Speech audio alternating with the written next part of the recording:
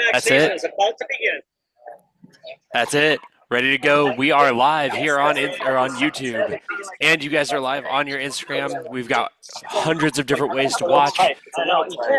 We're finishing up warm-up right now, and then the Minnesota GymACT Intrasquad is going to go ahead and get started. Season is here.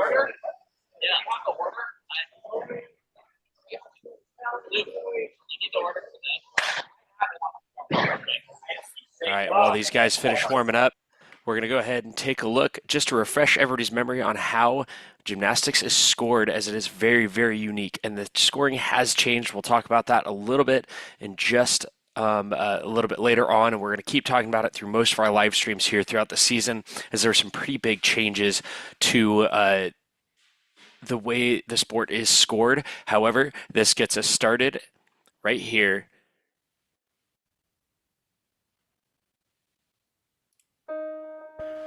Okay, let's talk gymnastics.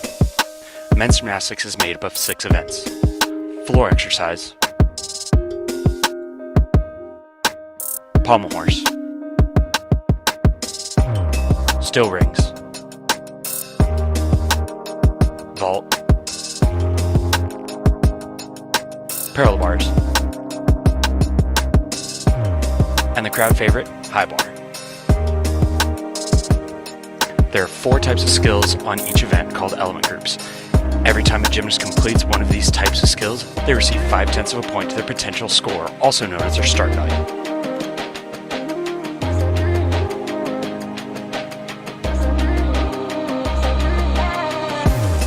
Each skill the athletes perform is assigned a letter value with a corresponding addition to their start value, starting with A's equaling 1/10 of a point and currently going to I's equaling 0.8 of a point. All of this added together factors the gymnast's degree of difficulty. At the beginning of a routine, a gymnast begins with 10 points, known as their execution score. Throughout the routine, judges take away 1/10 for small errors, 3/10 for medium errors, 5/10 for large errors, and 1 full point for a fall from the equipment. These 2 scores added together make up the final score. Each team is allowed 5 athletes to perform on each event, with the top 3 scores counting towards the total team score. Then each event score is added together to create the total team score at the end of the competition.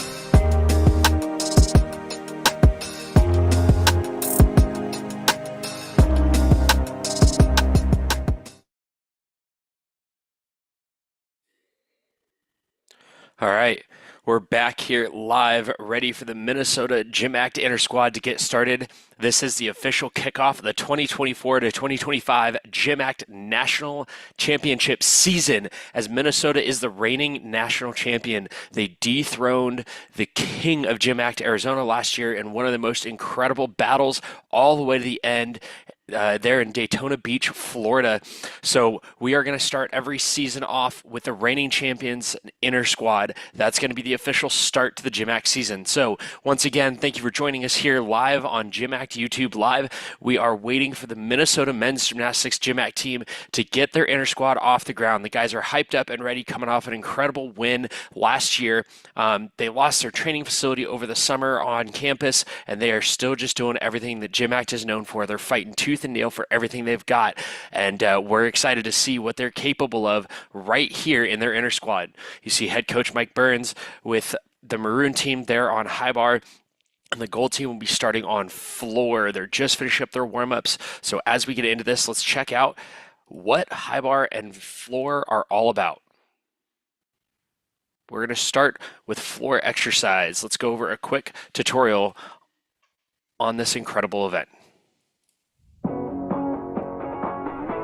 Floor exercise is an action-packed cardiovascular draining sprint. These athletes only have 75 seconds to perform as much difficulty as they possibly can, ranging between 4 element groups or types of skills.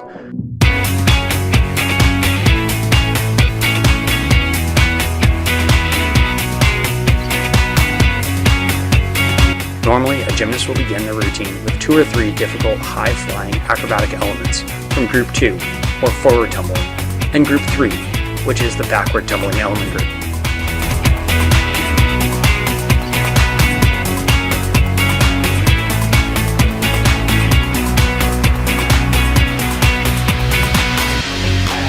then normally catch their breath with a skill or two from element group 1, which is a non-acrobatic element group.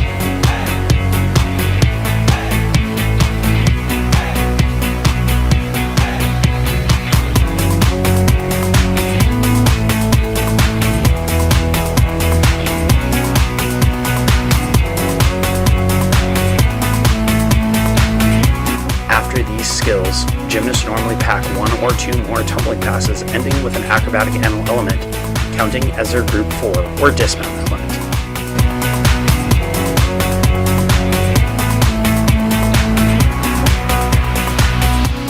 There are some strange things judges deduct on this event that most fans may not know about. If an athlete stands in the corner prior to a tumbling pass greater than 2 seconds, the judges deduct points from their execution score. Also, if a gymnast performance lasts longer than 75 seconds, the judges deduct. This is normally signaled by a bell that dings once at 65 seconds and twice at 75 seconds when the deduction occurs. Also, each athlete has to use the entire area provided, meaning they have to use both diagonals and transition between the two during the routine, making contact with each corner of the floor.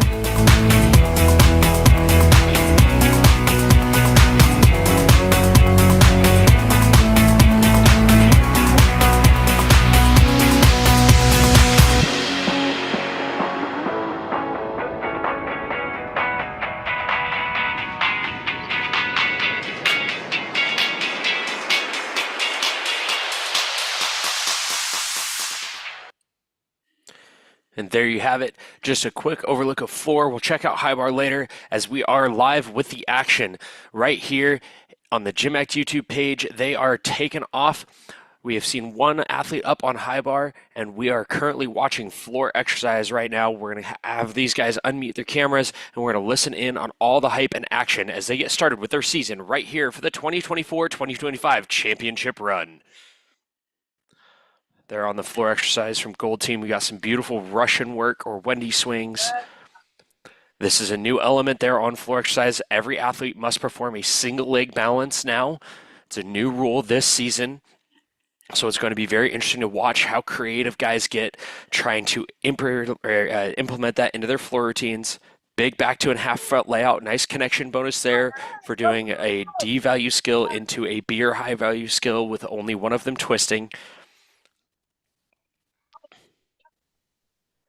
Huge double back with a small step. That's a great floor set there from the Gold Team.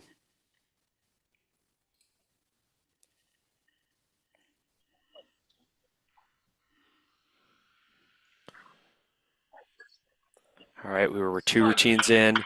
Unfortunately, we missed the first high bar routine. It was phenomenal, just ended with a short dismount, which is okay. This is an inter-squad. You know, these guys aren't supposed to look perfectly polished just yet. They're just trying to show that they've got what it takes to be at that national championship level again this season. So we're on high bar here with the Maroon team. Beautiful half talk to handstand, also known as an Adler half. Into the high flying. Nice piked Tkachev there. Another straddle to Tkachev. Very nice. You'll have to see multiple releases in one routine, catching consistently at this point in the season. Beautiful Stalter work to handstand. Here comes the dismount. 3 twists, 2 flips, laid out position with just a small hop. That was beautiful. So one of the new rules this season is the dismount element group has gone away and the athletes are receiving double value for their dismount. So if they do a B value dismount, they get 2 tenths for their element group. So we're going to start seeing a lot bigger dismounts than we have in the past because the new iteration of the code really calls for big dismounts. The guys that are really good in the air and can get off the equipment efficiently are going to be the ones going big like we just saw there from the Maroon team.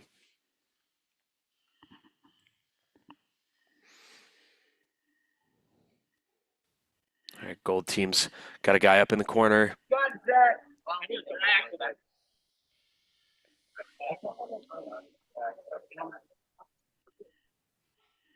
One sec.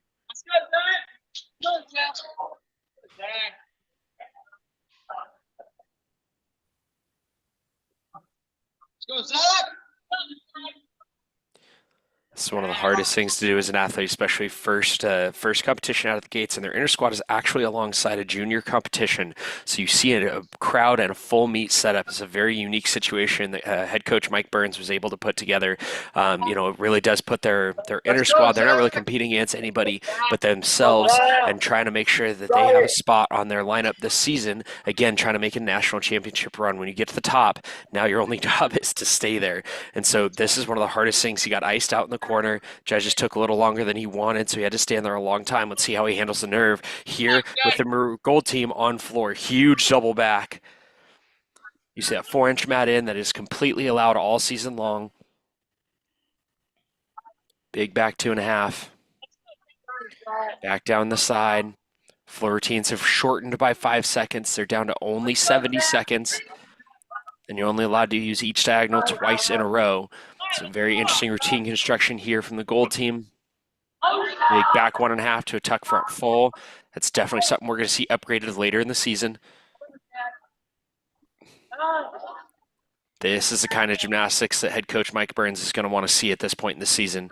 Super clean, nothing crazy hard yet in the routine, but really, really nice and clean. You can tell this is going to be a consistent, clean score for the gold team.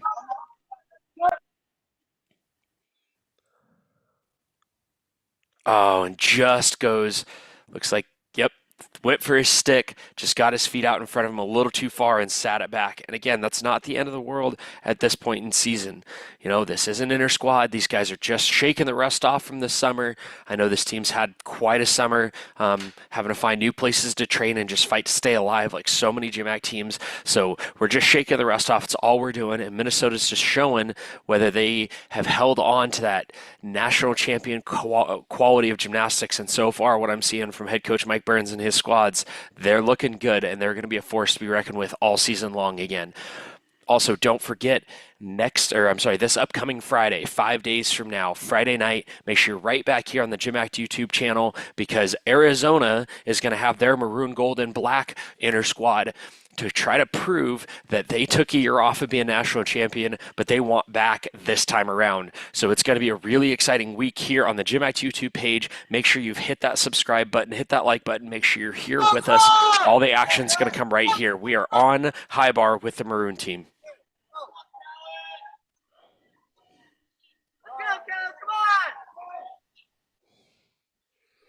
Very nice release to start the routine. That's called a Yamawaki. Just a little piked, but other than that, very nice. Here's another one of those Adler half or half Takamoto. That needs to go to nominal handstand. You're going to see a lot of those because of the new rules. Beautiful, beautiful Coleman there on high bar. The tucked double flip with a full twist. Huge Kovacs from the maroon team. That's just a double backflip over the bar. I say just like it's something normal. These guys are absolutely throwing down. Let's see if the maroon team can bring home a solid dismount. There's a laid out double-double right there to a nice clean dismount. That is a great way to start your season.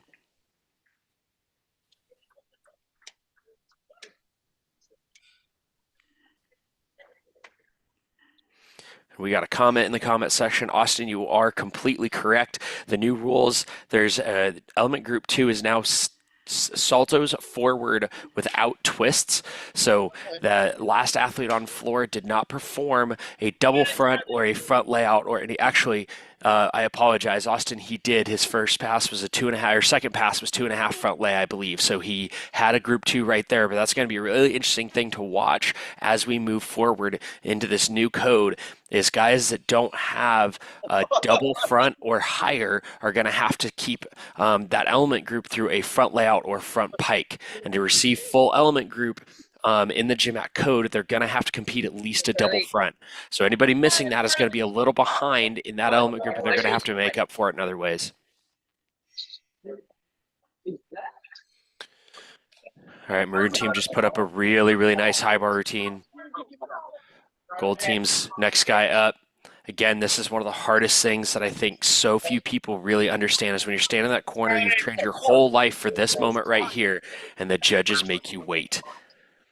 especially if you're a freshman, if you're new to the college circuit, you're new to the college environment, you can be some of the best junior athletes in the country, but the college season and the college way of life is just so different. These guys really do put everything they have on the line. So standing here in the corner waiting for that judge can be so nerve-wracking, and it really can make or break a routine. Let's see what the goal team's got right here on floor exercise. Coming out of the corner strong. Huge laid out double-double. That was massive. That is a very, very impressive pass on a spring floor. You see it a lot in power tumbling. It's coming back the other direction. What do we got? Very nice double layout with a clean stick. This is the kind of gymnastics we want to see right here. Back 1.5, stretched front full with another strong stick. It was very impressive down the side. Down the side, the athlete only has 39 feet 4 inches to fit all that in. There's that group 2 that we were talking about earlier, connected to his front layout. Some beautiful artistry there. Back handspring step out. There's that single leg balance. Now again, this is where it's going to be very interesting. There was obviously a tenth or two in deduction right there in that single leg balance element. That single leg balance does not have to be one of your 8 counted parts, but it does have to be performed where you take a 3/10 deduction. Beautiful double lay. And I apologize, I believe his second pass actually had a full twist in it. It was so clean, it looked like just a straight double layout. That is a huge, huge floor routine from the gold team.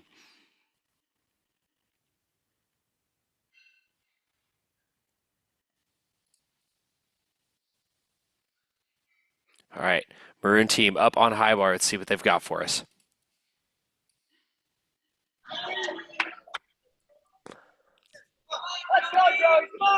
All right, you can hear the excitement in the arena is getting picked up. Starting with a strong release.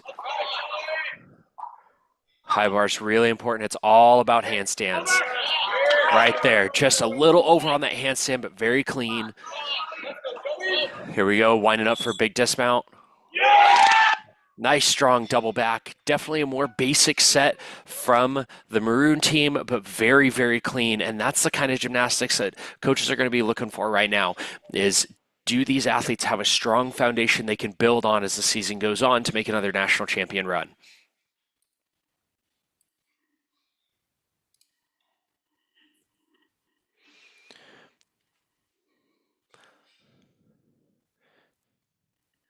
These teams are looking really good.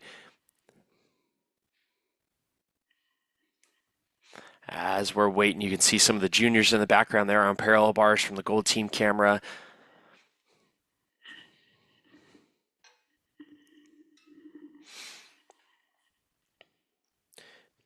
It would appear gold team has everybody done on floor. They had a great floor rotation. I did not see any full element group 2s. Like I said, you need a minimum of a double front to receive full element group, which is 0.5 of a point. However, GymACT is rewarding for doing C's, which there is no C group 2, and B's, which are the front layouts that we saw earlier. So they're at least receiving partial element group for those skills.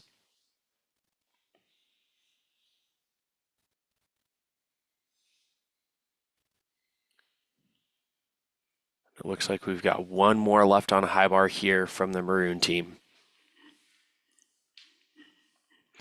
Again, you're on the GymACT YouTube page. You're watching GymACT Live. This is the Minnesota Men's Gymnastics Intrasquad. They are the reigning 2024 national champions. They fought like crazy all season last year, and head coach Mike Burns was quoted last year saying he only wanted one thing from last season. He wanted to win. His team fell behind that mission, that goal, and they came down to Florida and got the job done. It was an unbelievable competition. If you want to watch that play for play, go ahead and make sure you log in and subscribe to the GymACT YouTube channel. We have the entire live stream up there if you want to recap that competition. It was unbelievable. unbelievable. Some of the biggest gymnastics I have ever seen being done here in the United States in a consistent basis. So it was very, very exciting. You don't want to miss a thing. Make sure you have us subscribed and keep those notifications on. You don't want to miss when we go live. Sometimes, we're all volunteers. Sometimes we only have a little bit of time to be able to hop on and get some stuff done. So these guys are killing it. They're out there swinging strong. We're waiting for, I believe this will be our final performer on the maroon team up on high bar. Go, Christian! Yeah, Christian! All right, we're here on high bar with the maroon team. Let's go! Oh, that element is called a Piatti. You can watch, he goes into a Stalter action and then releases the bar up and over into a straddle Tkachev action. It's a beautiful release move. Now the question is, does head coach Mike Burns have him repeat it? It's always scary to be able to get back on the bar and go for it again. Let's see if he's going to attempt this release one more time. As a coach, I would say it's Intrasquad. There's no reason not to go for it. Team's hyping him up. I think we're going to see another release. Very, very smart. Just puts a straddle Tkachev over the bar. Receives partial element group. Oh, and just goes out the front door on that in-bar Stalter. It's okay. Like I said, all we're doing is shaking the rust off. Very strange to see an athlete hop down like that. My guess is he's battling an injury and can't dismount fully just yet. But again, this is Intrasquad. These guys are just shaking the rust off. They're showing that they can put some of this stuff under pressure and come out on top. So these guys are looking real strong to start. Again, we're in the comment section with Austin. Thank you for the clarification. The GymACT code does not require the single leg balance element. I should have clarified that when I said that. It's my bad. The FIG or FIG, which is the the governing body for all of the sport of men's gymnastics across the world, does require it. So that's where we were looking. That's what we were talking about. But a great start for those two events. Real quick, let's recap high bar and let's check out kind of how high bar routines are formulated and put together, because it really is a fun, high flying experience.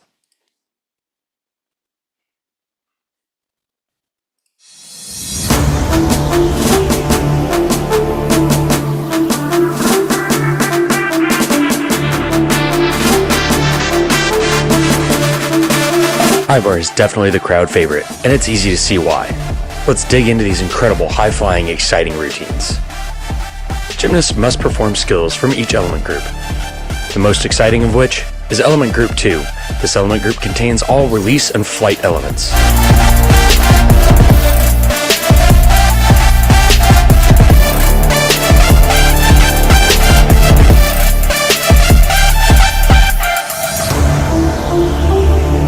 Element Group 3 is all in-bar and Adler skills. These are skills that bring an athlete close to the bar and then back out to full stretch.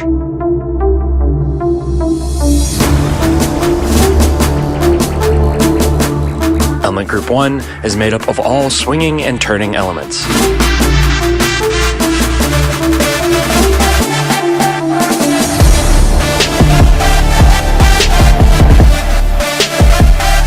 And of course, element group 4 is the exclamation point of the routine, the dismount.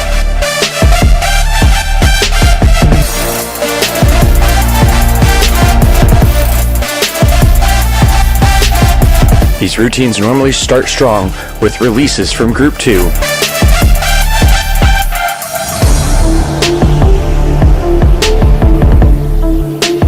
Then move into skills from group 1 and 3.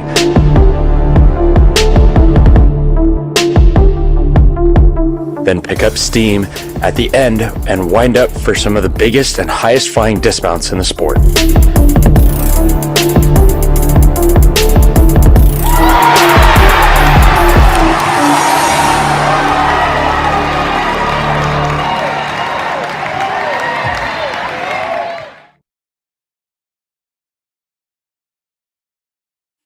All right, hopefully that clarifies anything for anyone at home wanting to know how these routines are constructed and formulated.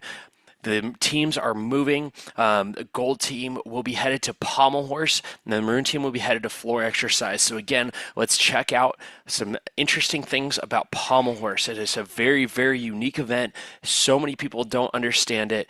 It is probably the most underestimated event in the sport. So let's take a moment and check out an incredible quick video on pommel horse.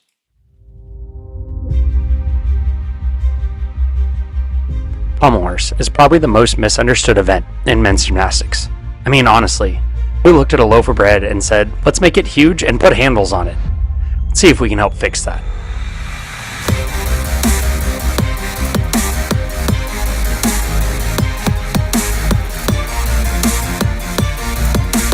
It can take 10 years or more for these athletes to master the most basic skill on pommel horse, the circle. This event is a brutal exercise in precision, coordination, and determination. These routines are built using skills from 4 element groups. Group 1 is single leg swings and scissor work.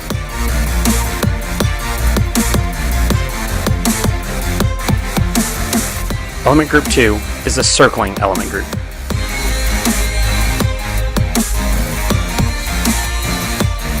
Group 3 is all traveling elements.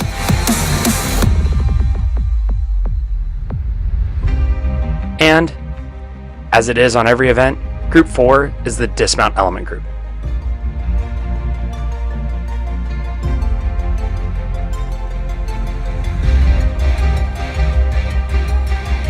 Some of the stranger deductions most may not know include things such as the skew deduction. During a traveling element, if the athlete's shoulders do not remain square to the body of the horse during the element, the judges deduct. Athletes must touch all 3 sections of the apparatus during the routine. During any Group 1 or scissor work, the athlete's toes must rise above the height of their ears, or it's a deduction.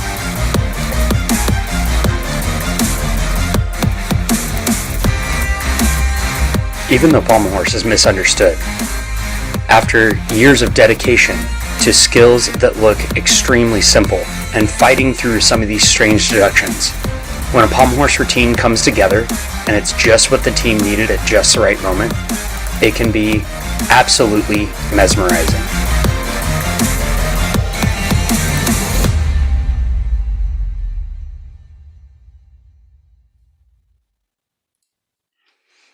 All right, we are back here in Minnesota for the Minnesota Men's Gymnastics GymACT Intrasquad. We've watched one rotation of incredible gymnastics so far, with the maroon team starting on high bar, the gold team starting on floor. They put up some great gymnastics, starting off strong for their season and their 2025 national champion run. So we are now moving on. They're competing what's called a modified Capital Cup format. What that means is that they're going to rotate to each event, and then they're given a 10-minute timed warm-up to get their whole squad warmed up and ready to go before they move to the next one. Intersquads are a way for coaches to help see who is really ready to handle the pressure of competition.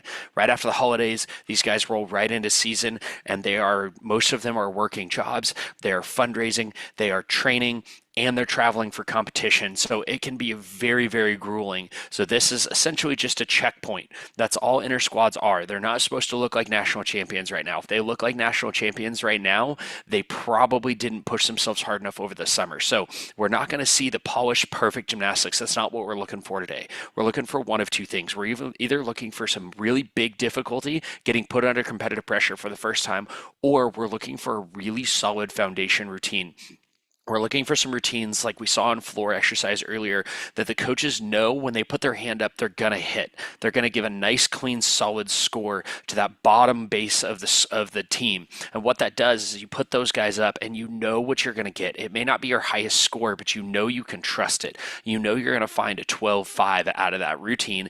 And then you can let your guys with the bigger 15-0 start values risk a little bit more to where if they hit, your team score goes up. But if they miss, you're protected protector scores like that hold everything just so much tighter in there. It also allows the guys going for a little bit bigger, riskier gymnastics a little bit of relief when the guys with a little bit more basic routines hit really hard, and the guys at the end of the lineup know that we already have a solid score or two in the bank. They can go a little extra. They can go for those sticks. They can risk a little bit more to get those last few tenths out of the team score, because Minnesota has to know at this point that they have a giant target on their back and that they have to fight for every single tenth, because anything they give up, Arizona is going to be hunting for. So we are chasing after the next two events, which are floor and pommel horse here. These guys are getting ready. We'll have the camera operators unmute during competition so you can see what these guys are doing and how exciting it gets in these venues. If for some reason you've never been to a GymACT competition, if there's one in your local area at all, I highly recommend going. These guys are out here competing. None of them are on scholarship of any kind. There is no money in GymACT. It is purely for the love of the sport. In fact, a lot of times these guys have to sacrifice their weekends to fundraise and find other means to be able to continue keeping their opportunity alive. So these guys put their whole heart, life, and soul on the line every time they put their hand up, and it is just phenomenal what these guys are willing to do to protect their opportunity.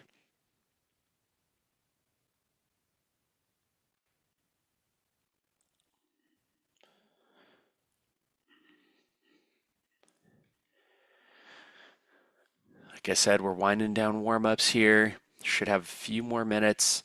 Pommel horse is going to be a fun one to watch down there on the gold team camera. If you haven't gotten to watch a lot of pommel horse, it's going to be a fun one to keep an eye out for.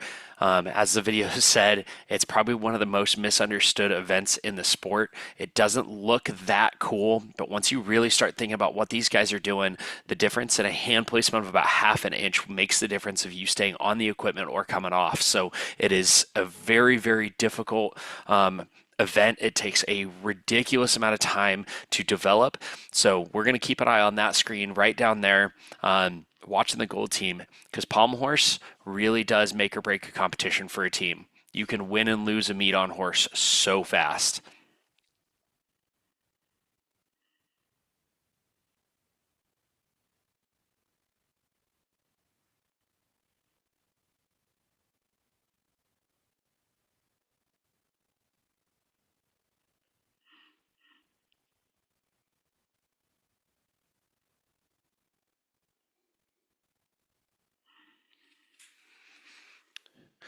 All right, warm-ups should be kind of winding down. We've seen some bigger stuff here on floor exercise from the gold team.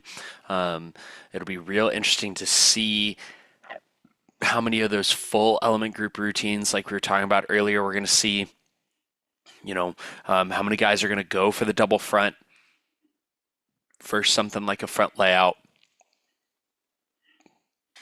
In the GymACT code, you really only gain about 0.3 of a point going for your double front.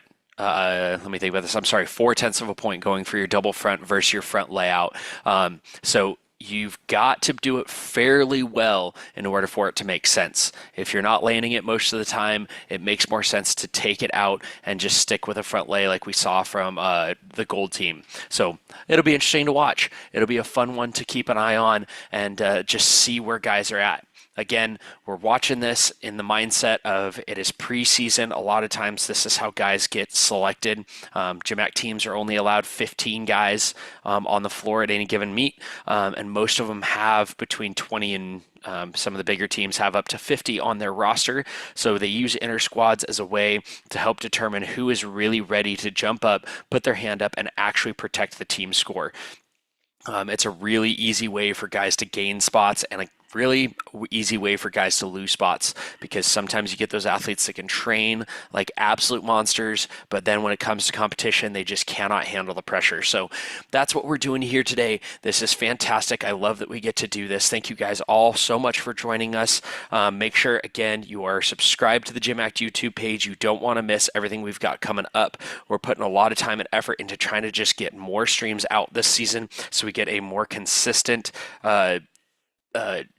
product out to you guys and just get more viewership on everything the GymACT program is doing right now. It is unbelievable. I am so thankful I get to be a small part of this organization that is doing such an incredible job just helping grow the sport here in the United States.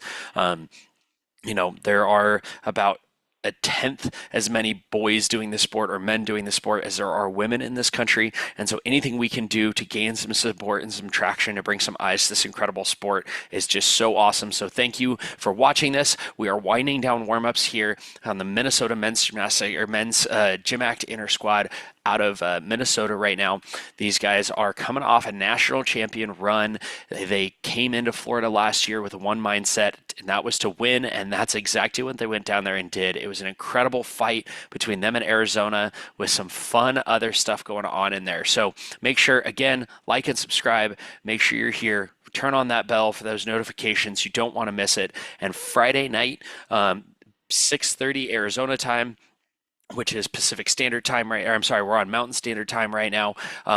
So 6:30 Mountain Standard Time. Don't miss it. We're going to be right here with Arizona doing their maroon, gold, and black Intrasquad out of their training facility right here in Chandler, Arizona. So make sure you have all those notifications turned on. You're not going to want to miss that. As I've looked through the list of people who are watching both the Instagram Live that the gold team is doing for Minnesota and our YouTube watch numbers, a lot of Arizona guys are on this stream right now. They're looking at where Minnesota's at right now and what they've got to do to keep the pressure on them. It's going to be a fun battle we're going to watch all season long as Minnesota and Arizona both are hungry for that national title.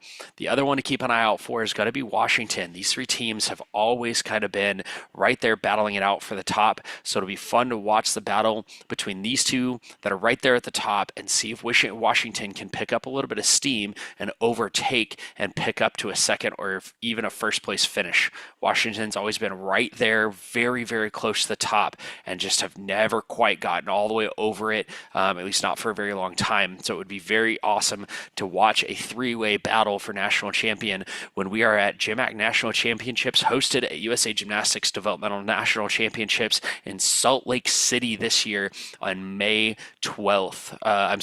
May 10th is going to be GymACT Nationals. So again, keep it all right here. Make sure you check out all of our social medias on Facebook and Instagram to make sure you see all the new updates on everything that's going on throughout our lives. We're going to keep talking about this new set of rules that's out. We don't want to bury everybody with a whole bunch of information. It gets too confusing. So we're just going to keep pushing that information forward so that everybody can enjoy watching this incredible sport. We're winding down warm-ups here and they're getting ready to go in event number 2.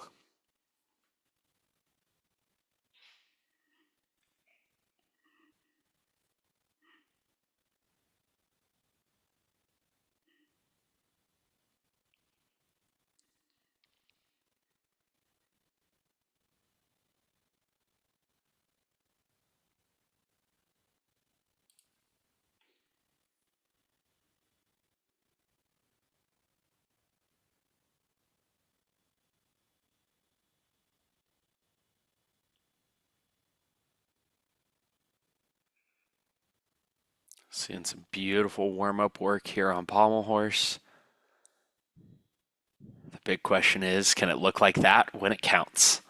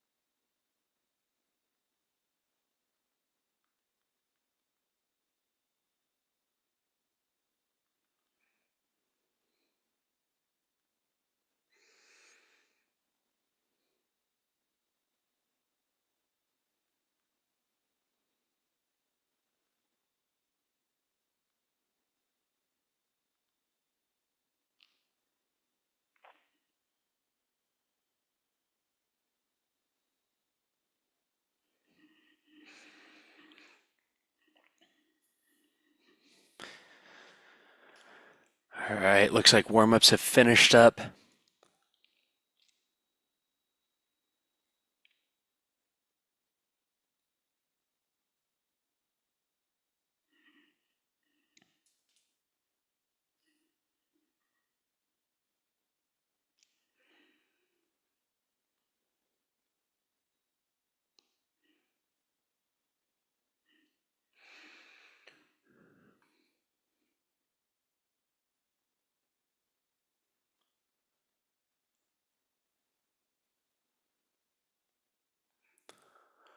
Looking at the gold team camera there at Pommel Horse, there's head coach Mike Burns.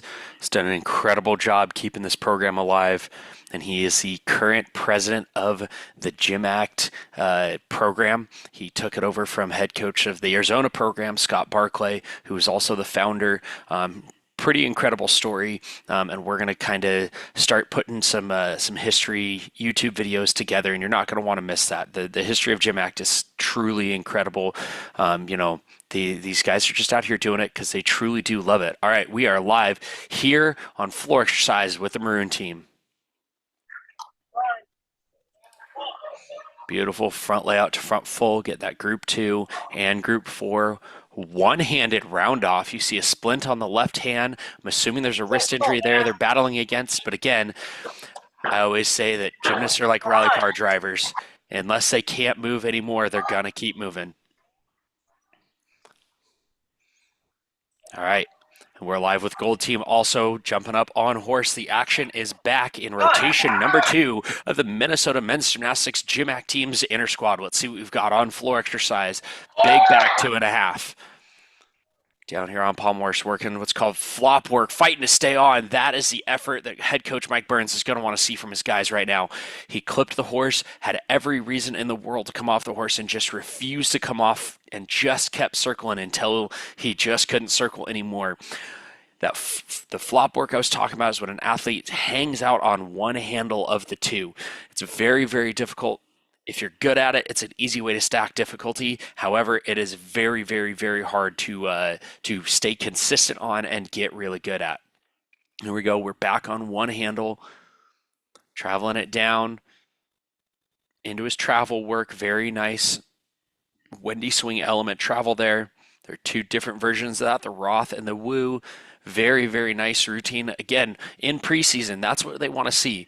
He put some bigger difficulty in there, risked it a little bit, and really only came off on his biggest element, the biggest flop he had. Everything else looked pretty solid there from the gold team.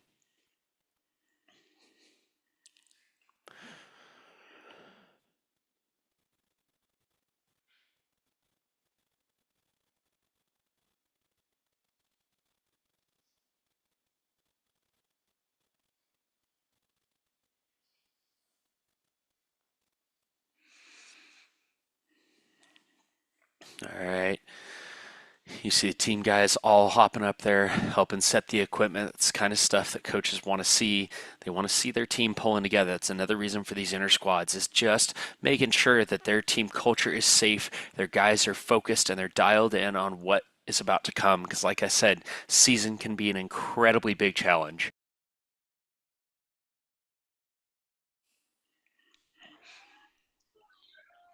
All right. Maroon team up on floor exercise.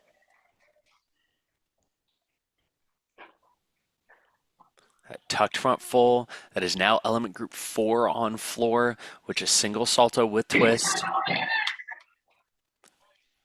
In the laid out position, 2-way front layout, picking up that group 2, which is forward saltos without twist.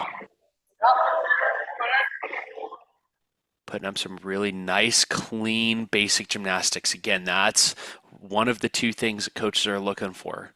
Pike stoop through, looks like he drags his feet just a little bit, but that is so hard. Getting a nice, clean handstand hold right there. It's all looking good. Gold team is taking the leather with some nice scissor work down there on Pommel Horse. Beautiful sewn work right there. Very nice back 2.5 from the Maroon team there on floor. Gold team in trouble, but receiving credit. That was a very, very quick decision by the gold team there on Pommel Horse. He was behind it, but he had to complete that circle after the element to receive full credit, and that's exactly what he did. Very, very strong competitive mindset there from the gold team. Maroon team finishing strong with a back double full stick. Some good-looking gymnastics for the beginning of season. Gold team back up on the horse, pushing up for a big dismount. Traveling down and going for it to go back for a D dismount, and just buckles under the pressure just a little bit. But again, there's some good potential in that. There's a strong foundation to that routine. That's what coaches are looking for right now. Minnesota's looking pretty strong. Like I said, a lot of Arizona guys are on the stream right now, just keeping an eye on their competition. Head coach Mike Burns definitely running around all over the place. If you look at the floor camera there, you can see him in the background. He's trying to keep an eye on two different squads at the same time, really trying to get a feel for where his guys are at. Are they ready? And who's putting up and who's going to be a counted part of this team.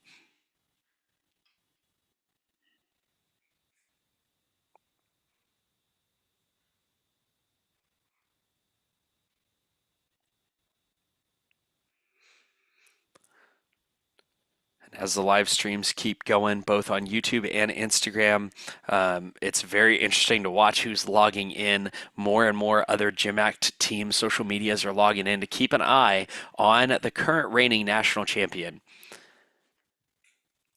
Because, like I've said, once you get to the top, you have a giant target on your back and everyone wants to take you down. So Minnesota needs to have a strong showing here.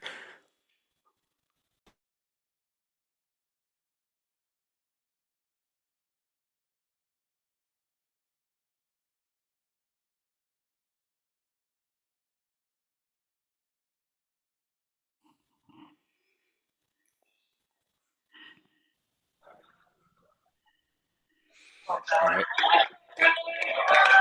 We're going to team up on floor exercise.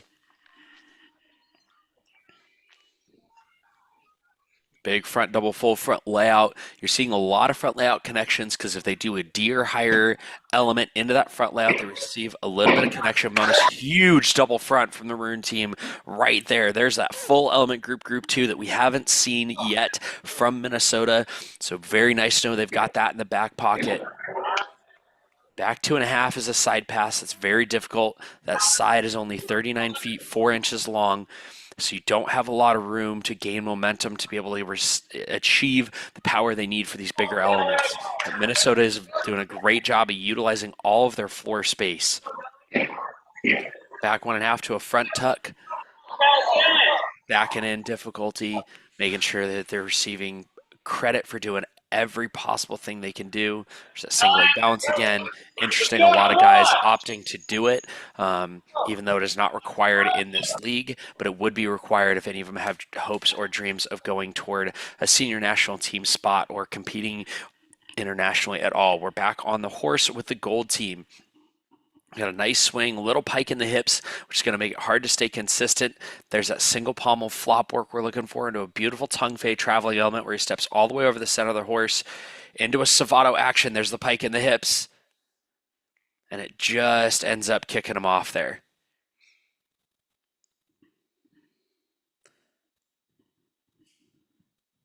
Looks like head coach Mike Burns is coming over to the judge, asking to see if he received credit for that element before the athlete remounts so that head coach Mike Burns can help the athlete know where to restart. Pommel horse is very, very tricky, learning whether you get credit or not for different things, but it looks like he did receive credit for that Savato traveling element, so we're back on the horse, and it's a beautiful Russian work. Very, very nice. Hips are nicely extended there, up and over the horse, using that as a nice dismount. So again, no one likes to see a fall, but at this point in season, falls aren't the end of the world. We don't want to see guys, like I said, hitting super, super well right now. We want to see them putting up good, clean gymnastics and high difficulty and hopefully staying up on their higher difficulty like we saw from the Maroon team there on floor, putting up that double front. Double fronts are going to be pretty hard to stay right side up on as far as score goes because they're completely blind to multiple salto. The athlete only sees the floor really once they take off. And then you catch a quick glimpse of it after the first flip as you rotate into the second, but it's a completely blind landing. So your takeoff has to be very, very consistent, and you have to have a lot of confidence to be able to put it on your feet every single time. So these guys are doing great. It looks like we're sneaking an extra warm-up turn in the middle. They're on pommel horse. Again, little things like that. Normally you wouldn't see that at a competition. However, these guys are just at Intrasquad. They're shaking the rust off, and they're getting ready for season. So sometimes you bend the rules a little bit just to make sure guys are in the best possible shape. And to be honest, most of the time you do that just to make sure we avoid an injury. An injury right now, this close to the holidays, it's very, very hard to deal with. Even if it's a minor injury, it can be very, very difficult to rehab an athlete and have them healthy and in physically peak performing shape, ready to go for early January. Maroon team taken back to the floor exercise.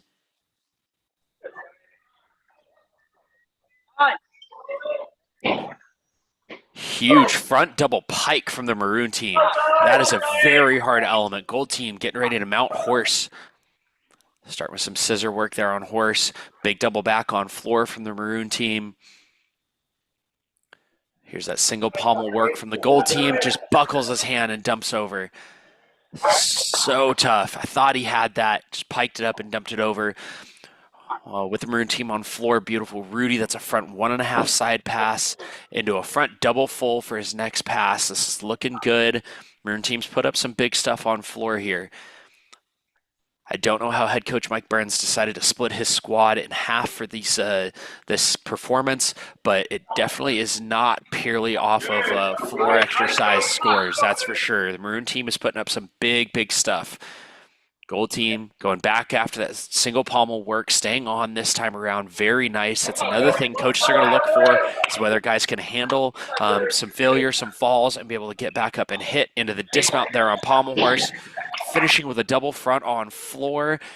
Very difficult last pass from the Maroon team. Lots of great gymnastics going on there all at the same time.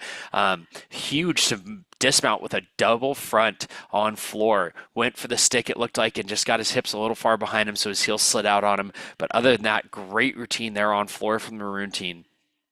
Gold team put up a nice single pommel work there at the beginning that he fell on, and then was actually able to jump up and repeat it and receive credit.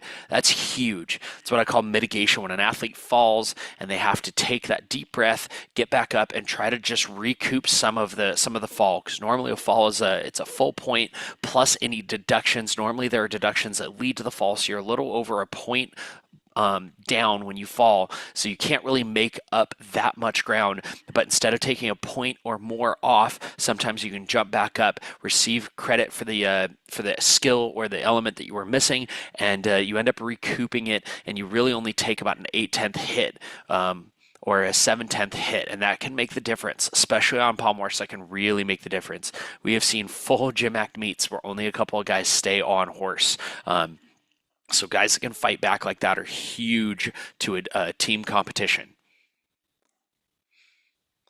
So we've got 2 more athletes up. Should be a little over halfway in this rotation.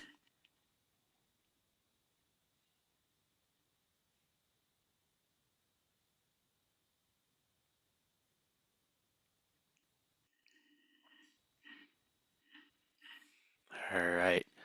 Gold team's up on horse, starting some nice scissor work. You only need an A element, which is what that was right there in that element group, to receive full credit. Beautiful single pommel work. This is looking really good. Again, just a slight hip angle. It's going to get him in trouble right there, but he does a great job of just staying calm, pushing the hips back open and staying on. And it's beautiful flare work, beautiful flared side travel. You don't see that very often. Up to the single pommel to handstand. He's got this single pirouette, the double pirouette. That is a huge pommel horse routine from the gold team. That was a great fight. I was convinced he was coming off when he started closing his hips, and he did such a great job of pushing the hips back over, reestablishing his circle, and staying calm. That's the biggest thing when you get in trouble in gymnastics, is staying calm and being able to make your adjustments. All right, back on the floor exercise with the Maroon team. Coming out strong, front fold, double front, feet out in front of him just a little bit and sets it down, but a big combination pass into a huge double pike stick from the Maroon team. Holy cow. The Maroon team is coming off strong on floor exercise. Those double pikes are E value skills, which means they're worth 5/10 of a point. Into a straight planche there. Very nice. Don't see that too often on floor. We will probably see this athlete later on rings if he's doing straight planches on floor. Nice clean stick. Maroon team is really putting down some big scores here on floor.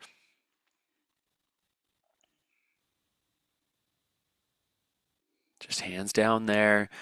Again, if we were at a regular season meet or heading into conference championships, this kind of routine would not be a good thing for the team.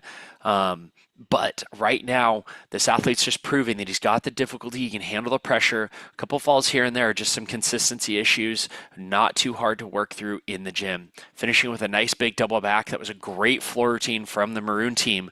definitely making a good case to be on that lineup through regular season.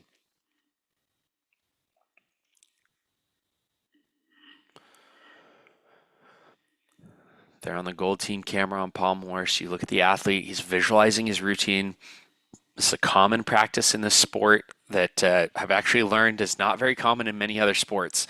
They're looking through their mind's eye and running through the routine in their head. They've done, probably 10 or 20 of this routine in this iteration at this point. So they're using a little more mental exercise to help with the physical exercise, starting with that group 1 scissor work. This is how most horse routines start. Just get this group 1 out of the way, into a small travel element there. Oh, and just dumps his shoulder on that Wendy swing, or Russian work as they call it. And once you dump your shoulders too far over the end of the horse, it's almost impossible to bring it back on.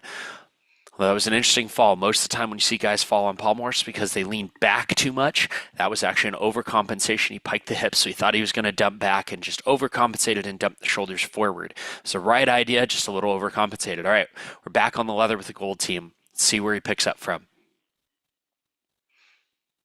Back into a strong circle, going after the Russian element again, proving to head coach Mike Burns that he can handle the pressure. Swinging the handstand. We've got the 360 dismount, very nicely done. Great recovery there on a Palm Horse from the gold team.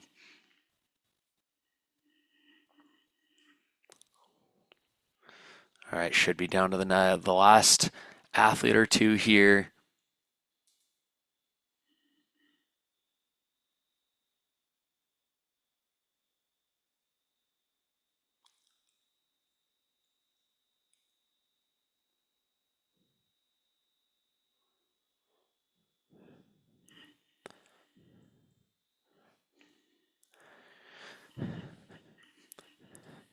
This downtime is why a lot of college-centric meets try not to run the modified Capital Cup format like this. When we get to our premier events, like our conference championships, Southwest Cup, or national championships, we use some different formats to make sure that we keep the presentation of the gymnastics moving very quickly. But again, this is Intrasquad. These guys are just shaking the rust off, looking for their opportunity, getting back out there, and it's got to be an incredible opportunity. If you think, as a college athlete, you're on the floor of a junior competition. If you look in the background of the cameras, you see actually a pretty decent crowd there, and that's because there are some junior athletes competing in this competition. This is a full-blown competition up there in Minnesota, and these guys are doing a great job. And what a great opportunity for these younger guys to watch the college gymnastics and get the college energy. Unfortunately, we don't have a microphone live in the venue, but when these routines get up and get moving, it gets loud in there. It gets very, very exciting. So what a great opportunity for these junior athletes to watch their local GymACT team put some great gymnastics down. We are live on Palm Horse with the gold team. Picked up with a nice group 1, piked up the circle on that check here, but did a great job of saving it.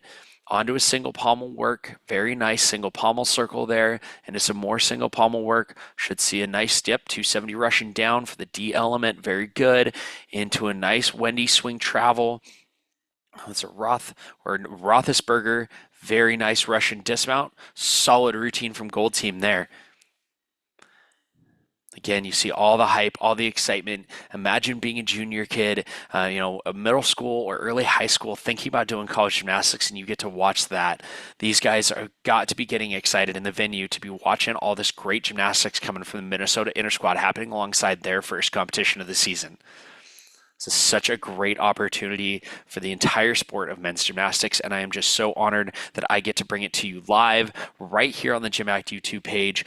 Again, if you have not subscribed, make sure you do so. If you haven't hit the notification button, smash that bell so you don't miss a thing. We are live on floor with the maroon team, mounting with a very nice backward double pike. That was a C element. It was the same as double tuck, and now they have upgraded it to a D. There's a a back 2.5 into a front layout connection. Just got himself in a little bit of trouble and sat down. Again, some little bobbles and falls like that, not the end of the world.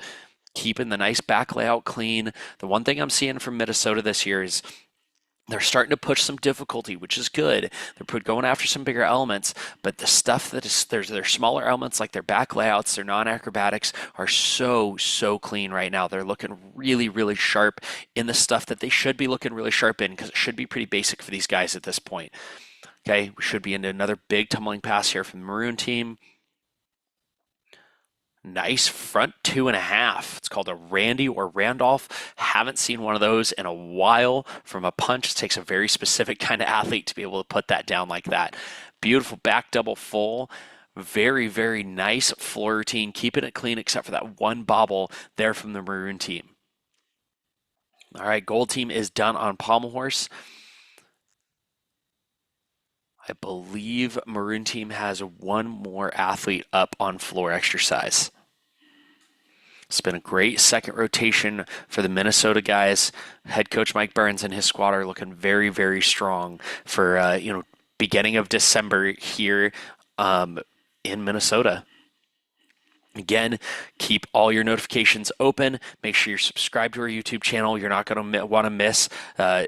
We are going into our second live stream of the season right after this on Friday night, 6:30 Mountain Standard Time. We'll be live, probably go live a few minutes before that, so we can catch all the action from the Arizona men's gymnastics Intrasquad here in Chandler, Arizona.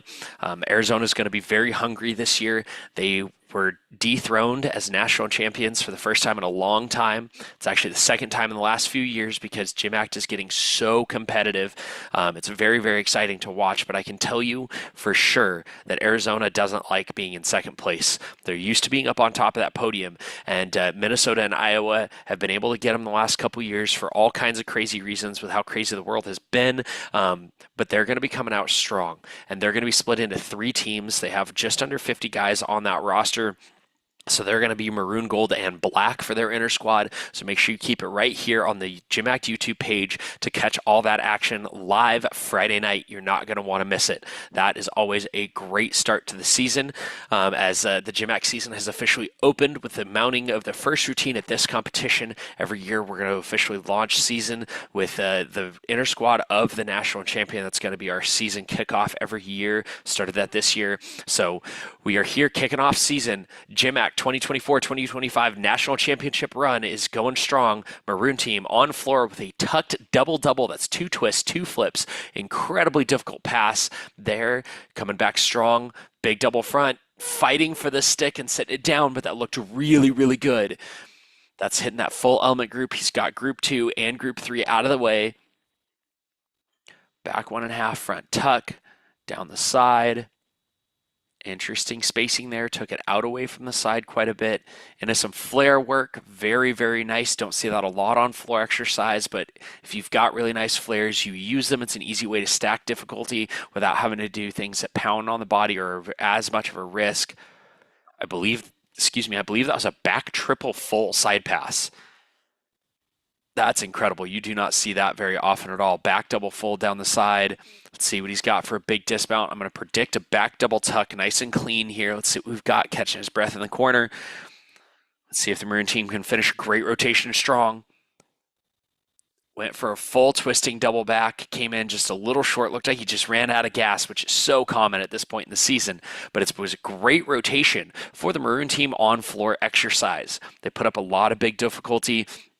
Had some really big skills that landed nice and clean, and just had a few bobbles. Not the end of the world at this point in season. So I believe we are wound down. Gold team's done on pommel horse. And it looks like Maroon team is done on floor. So we're done with rotation 2. We're headed into rotation 3. So the Maroon team will be headed to the pommel horse, and gold team will be headed to the still rings. So as we move into our next rotation, we're going to check out how still rings is scored and a little bit more about this incredible event that takes so much upper body strength and coordination. So let's check out still rings. It has often been said that gymnasts are pound for pound the strongest athletes on the planet, and still rings is proof of that. Let's learn more about this incredible event.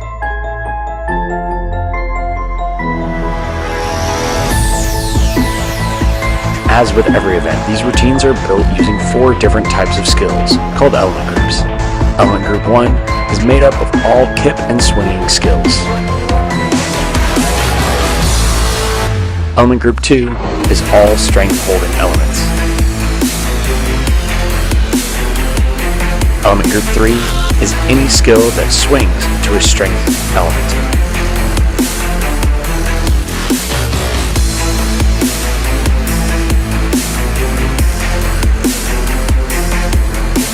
And, as we all know, Element Group 4 is all about dismounts.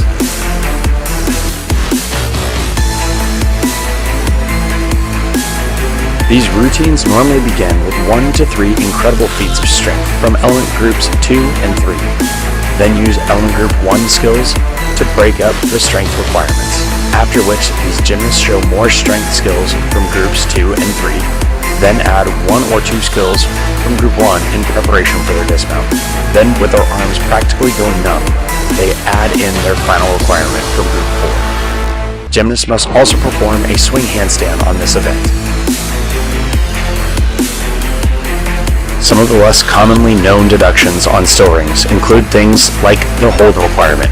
All strength elements, including handstands, must be held for a full 2-second count to avoid a medium deduction.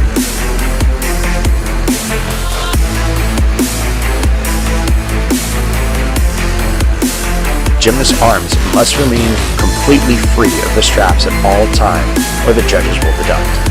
An athlete may not perform more than 2 strength elements in the same position, such as the iconic Iron Cross.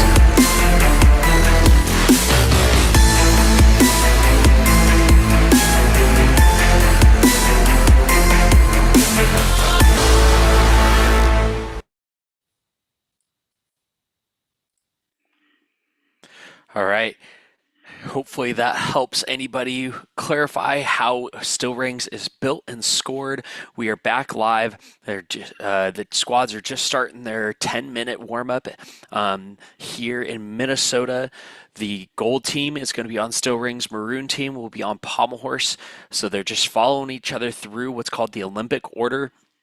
The Olympic order goes floor exercise, pommel horse, still rings, vault, parallel bars, and then high bar. So we're going to follow them through that order.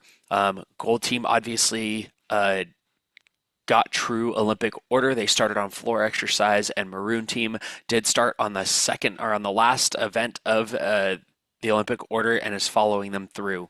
So some exciting gymnastics. Minnesota's looking really, really good here. Like I said, when you are the national champion, you kind of come out swinging like that. It can be so hard to come back out with that same power, that same fight, that same fire. And man, Minnesota is proving that they are not to be taken lightly. They're coming out strong. Maroon team did a great job on floor exercise. They had some big difficulty. Gold team had a few guys with some big difficulty, but group 2 on floor, that double front element is gonna kind of make or break some floor routines this season for sure. So again, we're live here on the GymACT YouTube channel. If you have not already subscribed, make sure you do so. Hit that notification bell because we've got some more lives coming up that you're definitely not going to want to miss. Friday night, 6:30 p.m. Mountain Standard Time, we will be live again with Arizona's answer to Minnesota as they chase back toward the top and want to be reclaimed as the king of GymACT. Minnesota is very hungry to keep that from happening, but man, oh man, does Arizona want their title back. So it'll be fun and exciting to watch their maroon, gold, and black Intrasquad Friday night right here on the GymACT YouTube channel. I'll be live with you, so make sure you set your notifications up and be ready to check that out. It's going to be an exciting night of gymnastics. It always is, but for the first time in GymACT history, they are not starting off the season with their Intrasquad. We're starting it off right here with Minnesota head coach Mike Burns and his squad competing in their Intrasquad based out of a junior competition. Fantastic that there are junior competition organizers and meet referees out there that are willing to work with GymACT teams and put them on the floor in front of a crowd. That is so phenomenal that these the junior guys on the other 4 events have a GymACT college team in the background with them. I know as a junior, it would hype me up like crazy to actually get to compete on the same floor as the college guys. So I'm just hoping that the college guys are enjoying the experience along with the juniors. It's a great organization and great community that are all just helping each other out. So we're warming up right now as Minnesota's getting ready along with both of their lineups and I just got to say thank you to the whole men's gymnastics community. We're building more and more support and more traction with the addition of a new team this year. Indy Ohio is based out of Indiana and Ohio. They're going to be taken to the floor this year. They were a probationary team last year, which means they weren't eligible to compete at conference championships or national championships. But some of their inaugural meets they put out, they're definitely a team we're going to be excited to keep an eye on as they get rocking and rolling here in the GymACT space and GymACT arena. They are absolutely fired up as a new team to come out and prove their worth in this league. And this league is getting more and more competitive all the time. And I really think it's because these athletes they've had to fight so hard for this opportunity that they're just not willing to give it up. So the GymACT season is really starting to cook up. It's really starting to build, especially as more and more things threaten the men's NC2A college gymnastics space. I think GymACT is going to continue to get more and more competitive and provide more opportunities to some incredible athletes. So we're finishing up warm-up here, the Minnesota Men's Gymnastics Intrasquad.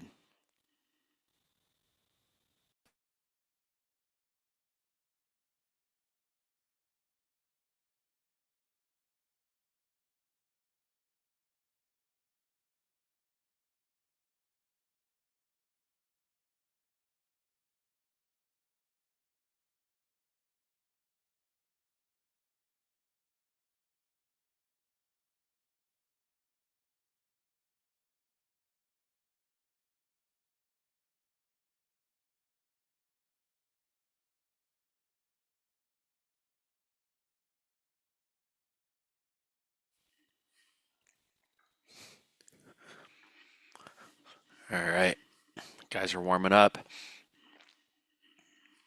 We're watching some great pommel horse here. Still rings. Warm-ups typically stay a little bit shorter because you just want to warm up your positions. You don't want to burn yourself out or work too hard because then it gets very, very difficult to actually hold all of your elements in the routine. You just want to get the body warmed up, get the body shapes warmed up, find your handstand, your visuals, and that's about it. Where something like pommel horse takes a little bit longer to warm up because you're trying to achieve all of that. You're trying to warm up physically, but it does take a little bit longer with the amount of coordination you need on that event. So we're looking great here. This is rotation 3. We're almost halfway, and Minnesota's looking really strong with both lineups here. Head coach Mike Burns there in the ring camera. He has done such an incredible job keeping this team together and fighting super hard through all the hurdles they've had to overcome, from getting derecognized an NC2A team to unfortunately having to pack up their gym on campus and find other means of training. So they are definitely going through a little bit of a rough time. If for any reason you are in a position to be able to donate, especially as the year is ending, please see us at gymact.org to find out how you can help, whether you want to help the GymACT organization as a whole that supports all these teams, or you want to find a way to support any local team. Feel free to hop on to gymact.org. There's all kinds of great information there. If you have athletes that are looking to join the GymACT program, there's all the recruiting information there. There's information about our camp that we put on, which is the biggest fundraiser we've got. And as always, please make sure you are subscribed right here to the GymACT YouTube channel to make sure you don't miss any great YouTube action that we can bring you. There's a lot of great content there. All over the place. We have so many great volunteers that put up a lot of great content, and we're going to try to keep as much of our live performances and live broadcasts as we possibly can coming right here through the GymACT YouTube channel.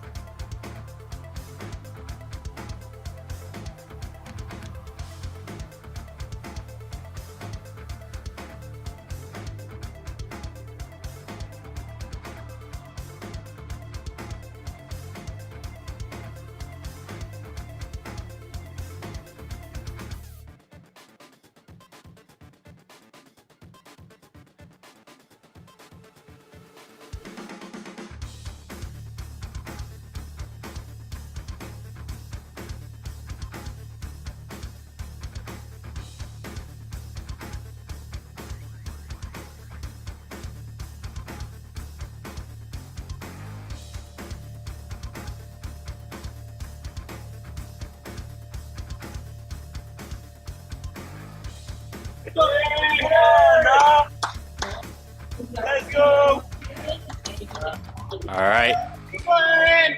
Let's go, Aaron. Come on, Aaron. Settle in. Settle in. All right, and we are back on Pommel Horse right here with the Maroon team. Swinging strong, hips are open. Swing it right up to that handstand. Great recovery there. He's just a little behind, and he put it right up where he needed to be on that dismount. Great job. Gold team is on rings, starting with a strong, what's called back up rise to Maltese. That's that belly down position in between the rings. Incredibly difficult. Takes a very, very, very long time to learn, but you need it to get full element group on still rings. As this year, one of the new rules is that you have to have a certain level of difficulty in an element to receive the full element group credit. If you perform something below a D value skill for the elements 2 and 3, you receive partial element instead of the full 5/10. Tuck double to a stuck dismount for the gold team. What a strong start for the gold team on still rings. It's a fantastic routine. Definitely a little off on his angles and his holds, but other than that, fantastic. This is the kind of thing that head coach Mike Burns is definitely looking for at this point in the season. Great start. Making a great point and great argument for him to be on lineup all season long. That's a routine we're going to see at national championships at the middle of May in Salt Lake City, Utah. That's for sure. We are on rotation 3 here with the Minnesota men's gymnastics GymACT team, and they are fighting hard. The Minnesota guys have had kind of a tough summer, but it definitely doesn't look like it's affected them too much. They're out here fighting for everything that they can possibly put up, and it's looking really, really good so far. They have probably about a month before their first competition, so we're definitely not seeing anything super clean and polished yet, but that's kind of the point of these inter squads, is just to shake the rust off and find out where we're at.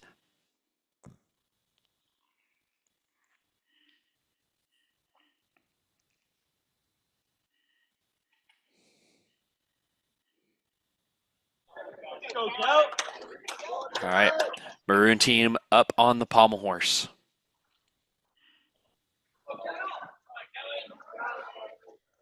Some nice group 1 scissor work there. Getting into his circling elements. Good work. Very nice. It's called a Stockley B. There's that D flop. We need that for group 2. Very nice travel work there from group 3. Traveling backwards into a Savato. This is looking really strong. Can he hold on to the endurance and get a strong dismount? Very good choice. Normally that has a full pirouette or 360 on the hands at the end of it, and I'm not sure if the athlete was intending on performing that or not, but made the right choice. His shoulders were a little closed on the dismount, so made the right choice to just push the armpits open, finish with a strong dismount, and not take the risk of a fall. It was a great routine from the Maroon team there on pommel horse. Gold team waiting to mount on still rings.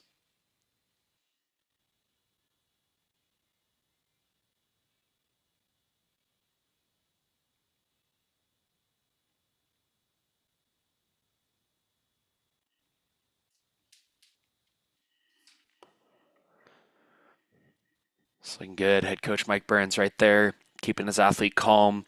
The beginning of the season is always so tough because, you know, everyone is a little rusty, including the judges. And so the judges have to, you know, so it normally takes them a little bit longer to kick out scores at a meet like this than, you know, say national championships. Especially in a new code, a new set of rules. The judges are being absolute heroes right now because they've got junior rules and GymACT rules all at the same time. So it can take a little bit longer, and that's very, very hard for an athlete to maintain their focus and confidence through having to stand there and wait. All right, we are on still rings with the gold team. Mounted with a hanging in locate, don't see that very often, into these double flipping elements between the still rings called Yamawakis, both in the tuck and the pike position. Into his press work. Maroon team is up on pommel horse. We've got some great gymnastics. Both screens are live. Both of them are competing. Beautiful travel work there on horse. Some nice giant work on still rings. Beautiful full twisting double tuck. Again, good clean base gymnastics from both squads there on pommel horse and still rings. Very, very solid gymnastics coming out of Minnesota this year.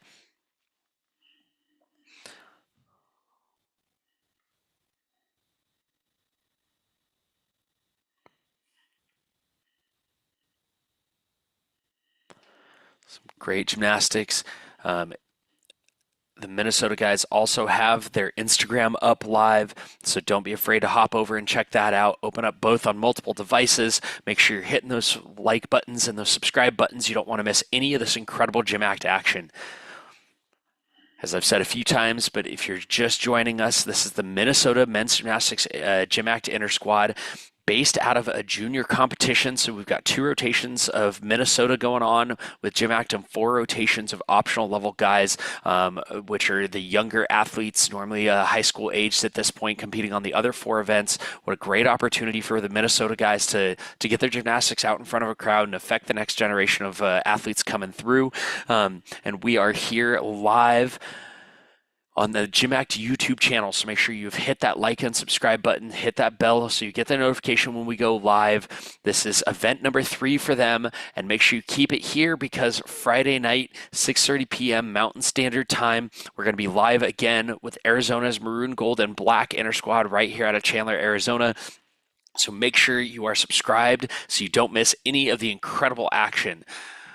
Minnesota is in a Capital Cup format, which means they're warming up the event and then turning around and competing it. So unfortunately, we do have some downtime going on here, but that's okay because we got a lot of gymnastics to watch, a lot to look at, a lot to analyze. We are on pommel horse with the Maroon team, starting off with some Group 1 work, which is scissor work. You only need an A in that element group this season to receive full element group credit. So a lot of guys are just starting with it, getting it out of the way. A little pike in the hips there. Does a great job of pushing the hips back open to reestablish the circle, staying on that single pommel, traveling it down. This is looking good. Into his Wendy swing work. Again, the hips close on him. Very, very common mistake from guys, but he fired it so well. That handstand just flying right up there. You see in the other camera, that gold team camera, head coach Mike Burns, very excited to see another hit routine from another one of his guys. Very difficult position for him to be in, trying to watch 2 squads at the same time, but that was a great, great routine from the Maroon team. Couple of times where it looked like he was going to bobble or come down, did a great job of just pushing his hips back open and kept going.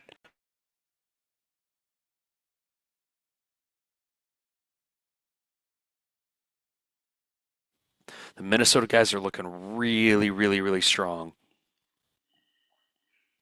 Here we go. Gold team is up on pommels, or sorry, up on still rings.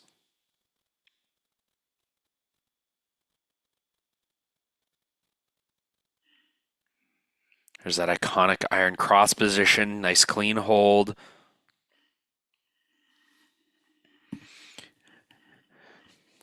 Very nice. It's called a hamna.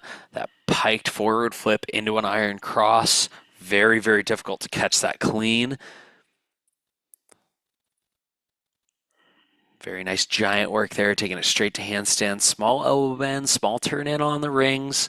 But again, this is preseason. Some mistakes like that are okay. These guys are looking really, really strong here. Head coach Mike Burns under the rings, which means we're probably going to see a big new dismount from this athlete. Full twisting double back to a small hop. Very, very nice ring routine from the gold team. Beautiful, beautiful gymnastics going on here in Minnesota. Some strong starts just like that. The interesting thing with the new set of rules, where Group 4 is no longer an actual element group.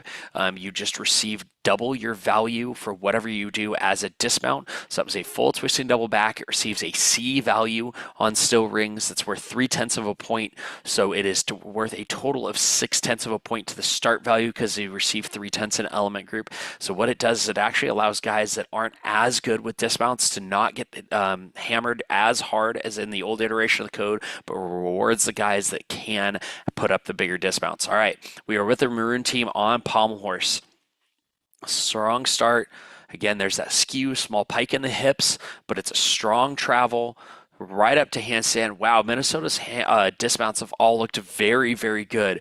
The handstand dismount's a very common one on pommel horse, but it's very hard to do really well because if your foot touches the horse at all, it can be taken value. So that means they can essentially say you didn't do the skill at all. And Minnesota, I don't know what they've been training, but you can tell they've put a lot of time and effort into those pommel horse dismounts. We haven't seen anybody catch their toe on the side of the horse or accidentally brush their foot over the top of the horse. They're all swinging right up to handstand, which is exactly what you want to see, especially in the college scene and the college space on those dismounts. So Minnesota doing some really nice, clean things, especially there on that pommel horse. Maroon team put up some great floor exercise. Gold team definitely missing a little bit of difficulty from a few routines on floor, but put some really big difficulty up on horse, and they're starting off strong with some really good difficulty here on still rings.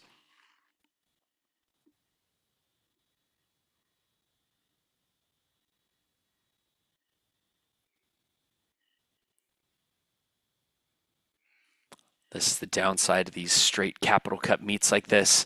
You do end up with a little bit more downtime than we see at our modified Capital Cups or true Capital Cup formats where you have a whole other set of equipment, but doesn't make much sense to take the amount of space and cost it takes to run those kinds of competitions during regular season. So that's why we see the modified Capital Cup format.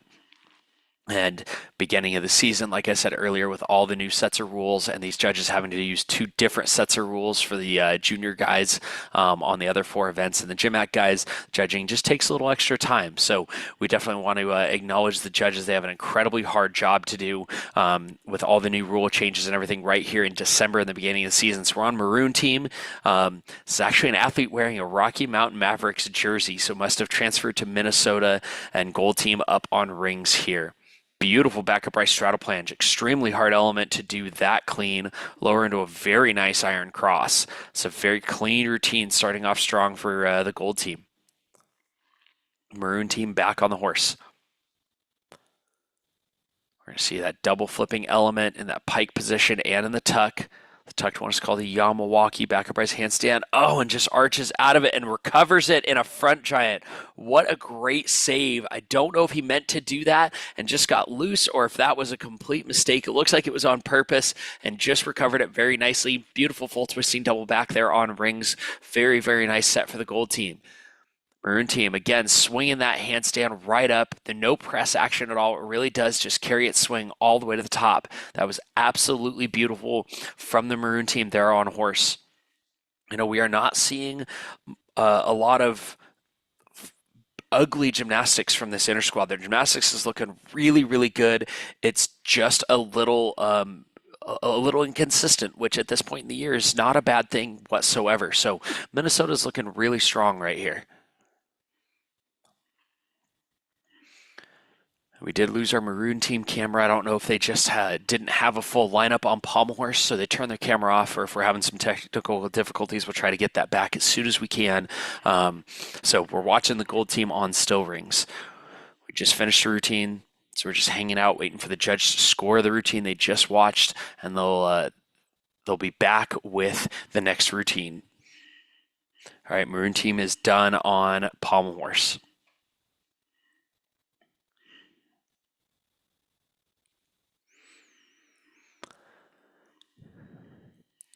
And it is incredible. You can definitely tell that men's gymnastics is picking back up between the Instagram live that Minnesota is doing, which is wandering around between the 2 teams, and this stream. We're holding about 60 people watching this. So men's gymnastics is definitely gaining some traction, gaining some steam. There's some incredible people all around the country just trying to bring more viewership to this incredible sport and these ridiculous athletes.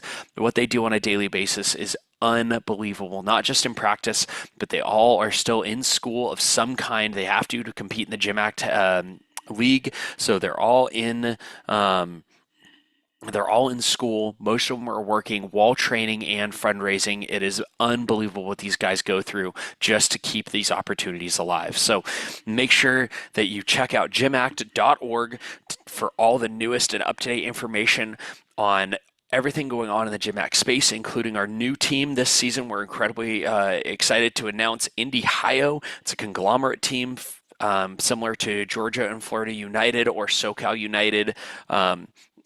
out of Southern California. So they are a new team out of Indiana and Ohio coming together to try to create a college opportunity in that area of the country that doesn't exist currently. So very excited. Somebody we're going to be talking a lot about this season, as in their inaugural season last year, in their probation season, as we call it, they put up some really, really big scores. So it'll be fascinating to watch them grow as a team and come onto the scene being very, very competitive. So again, check out GymACT.org. If you're in a position where you have the ability to donate and you're looking for a great cause, both GymACT and individual teams all take donations, and they are all very, very grateful for those donations. If you have the ability to help, check out Minnesota's social media pages or any of our GymACT team social media pages to find out how you can help. And if you just want to help GymACT as a whole league, check out gymact.org. It's all right there under the donate tab. All right, we are live on rings. Last couple of guys up for the gold team. Let's see what we've got here from Minnesota gold team on still rings. Kip to L seat, partial element group 2. Very, very nice strength hold in that Maltese position. We're seeing more and more of those coming out of the GymACT League.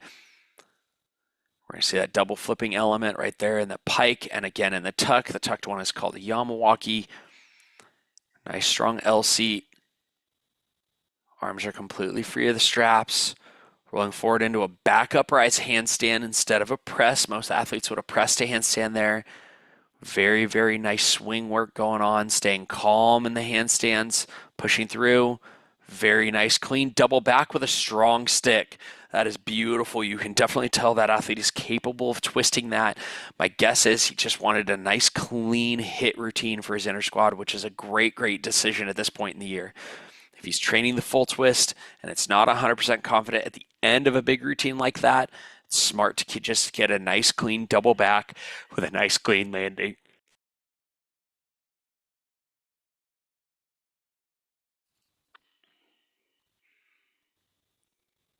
Looks like we have one final routine from the gold team up on still rings.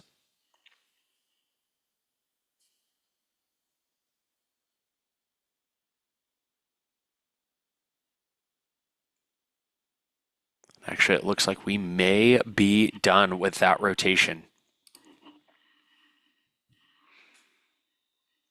So gold team cameras move into vault.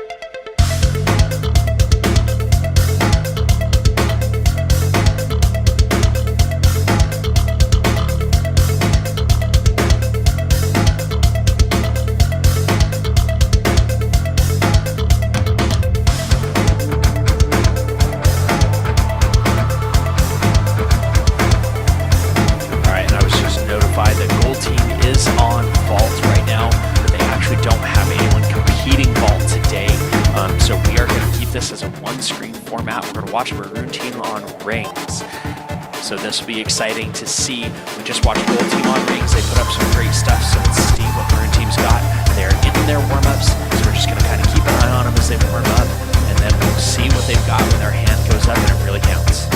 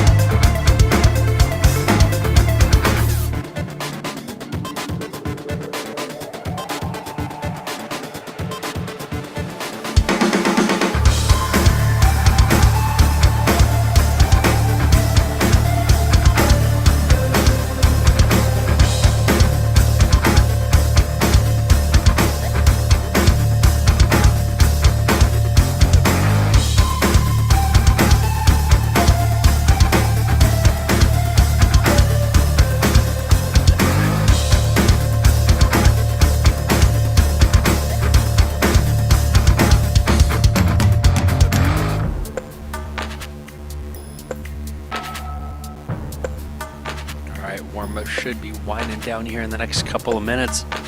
Again, this is the Minnesota Men's Gymnastics GymACT team's Intrasquad, based out of a junior competition. So we've got two rotations of GymACT guys and 4 of juniors. So they're running a modified Capital Cup format. We have no one vaulting from the gold team. So this rotation, we're just going to watch the marooned team throw down on still rings. It will be a great presentation of the gymnastics because we'll be able to produce the maroon team at full screen for you guys and really get to enjoy some great gymnastics. Our warm-ups have looked really, really good, so I'm very excited to see what they've got here in the next couple of minutes as they get ready for competition.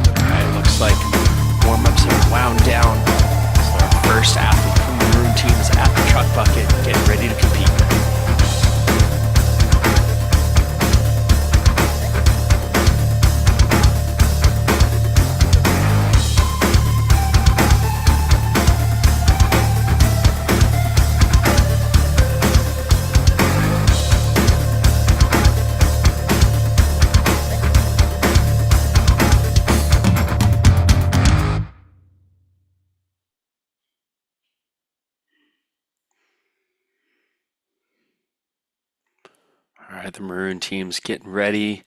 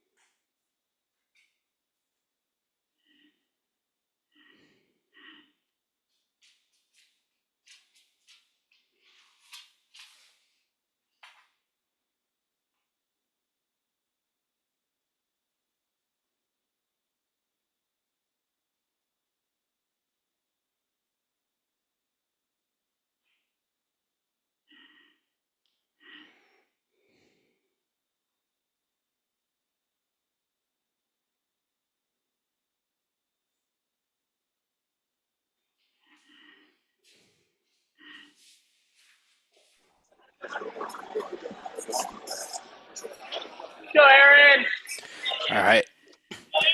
Maroon team is up and ready to go. Judges are ready. Our first athlete is prepared. Let's see what we've got here in rotation number 4. There's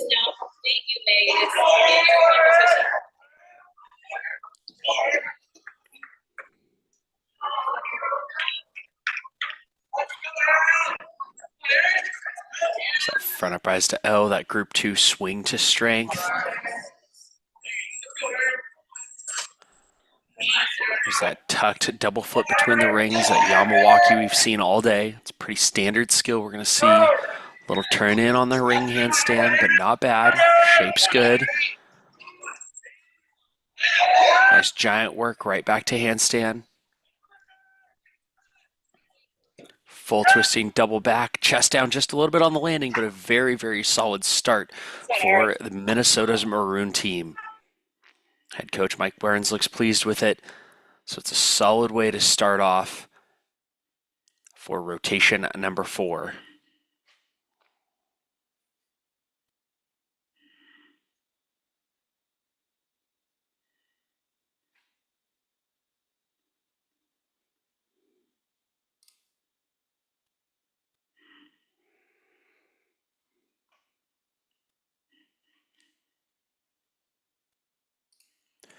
Again, make sure you are subscribed to the GymACT YouTube channel. We're going to be keeping it all alive right here all season long. We'll bring you as many competitions as we possibly can.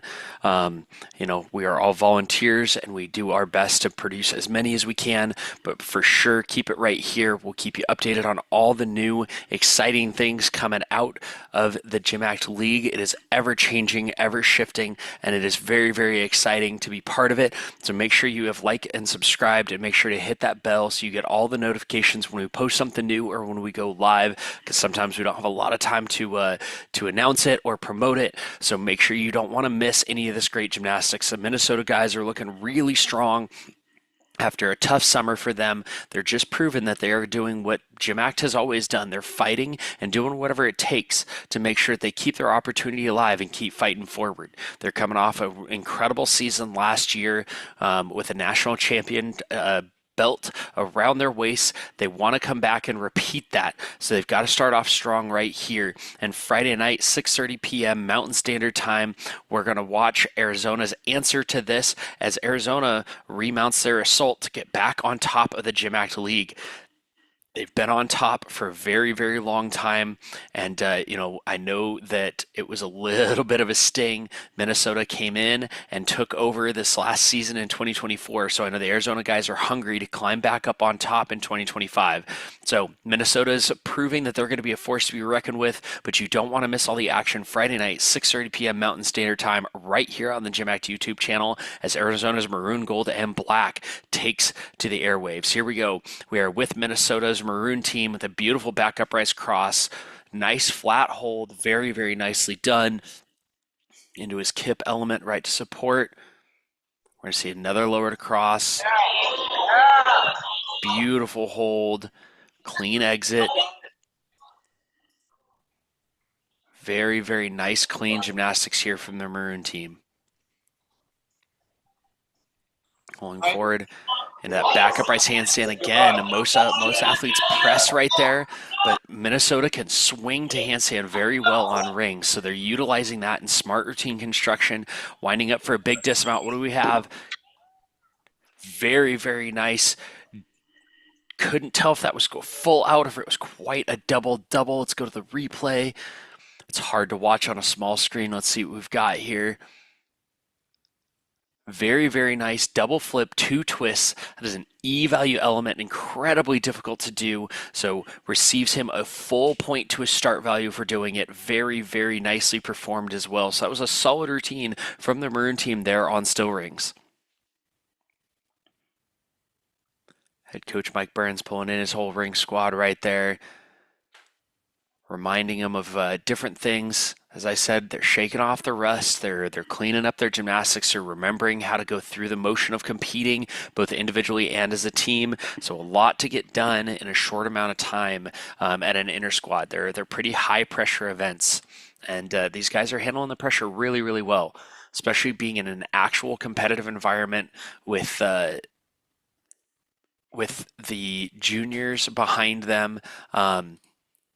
Incredibly difficult format to put up as an inter squad. So Minnesota's looking really strong so far.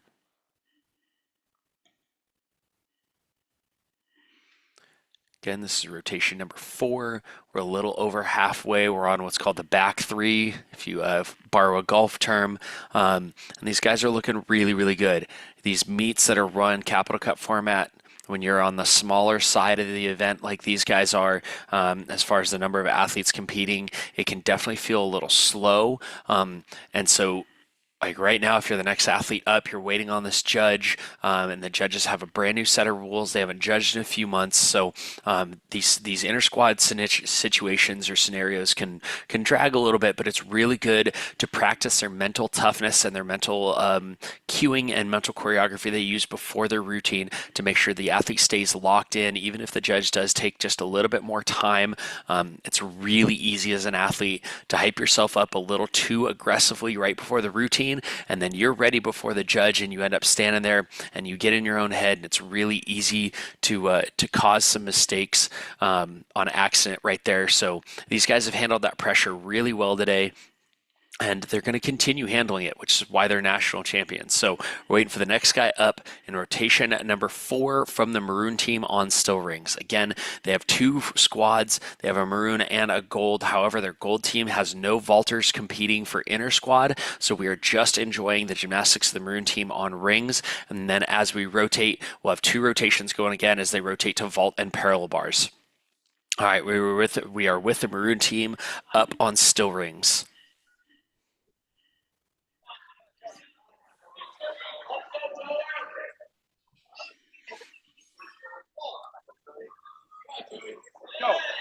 Back up rise to straddle planche.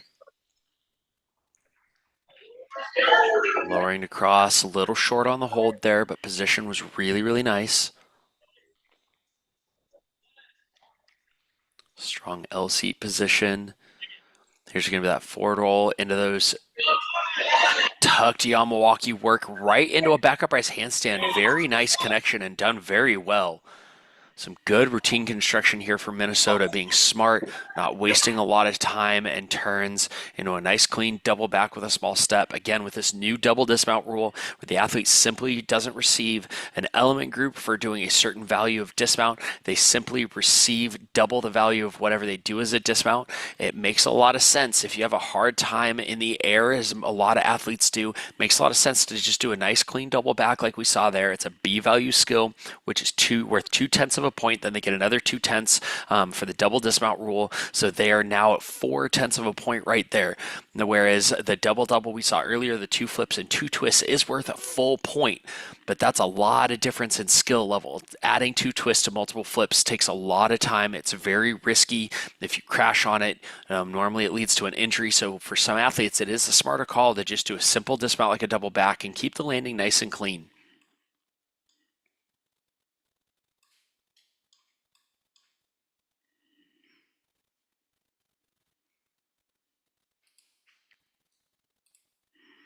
If you want to see more content on scoring and some recaps and some promos for every team, make sure you check out the rest of our YouTube channel here at GymACT YouTube.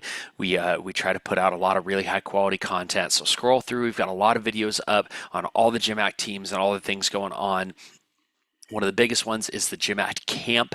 It is hosted every summer in Colorado at Extreme Altitude Gymnastics. It is an incredible time for an athlete, especially if they are juniors or sophomores in high school, to get to come work with all the different GymACT coaches and get exposure to the entire GymACT league.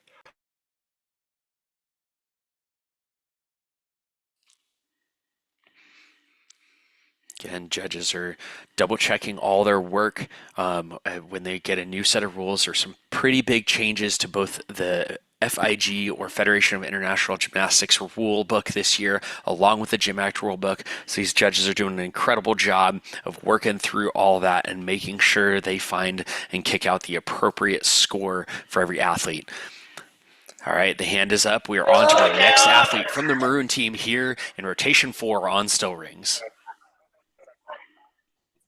Come on, Caleb. Shoot. Come on.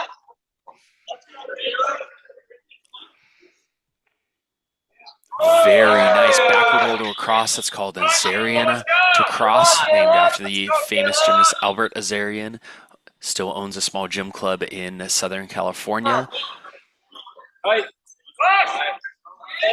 Back up rise to inverted iron cross. That is very rare. You do not see that very often. So much strength. Very nicely performed. Right into a back up rise to handstand, breaking up his strength elements. Right into another back up rise iron cross. Very, very strong performance so far from the maroon team on still rings. Let's go now. Catching his breath. Back up to a handstand. Should see a pretty big dismount here. Nice big double lay action. A little closed in the hips, but very, very nice. Keeping in more round and more hollow position where it almost pikes like that's going to make it much, much easier to twist. That was a great rotation from the maroon team on rings.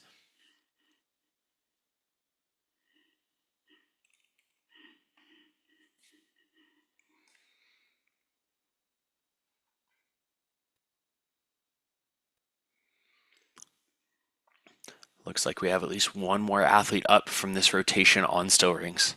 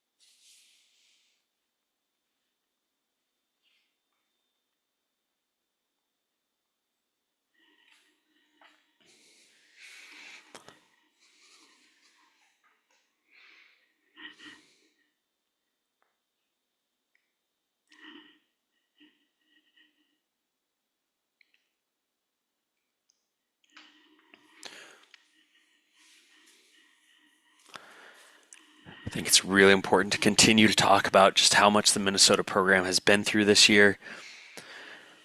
They're doing such a great job of just fighting for their opportunity. They lost their gym on campus, unfortunately, in Cook Hall after years and years and years and decades of producing some great gymnastics on campus. Unfortunately, the school needed to repurpose the space as they're no longer an affiliated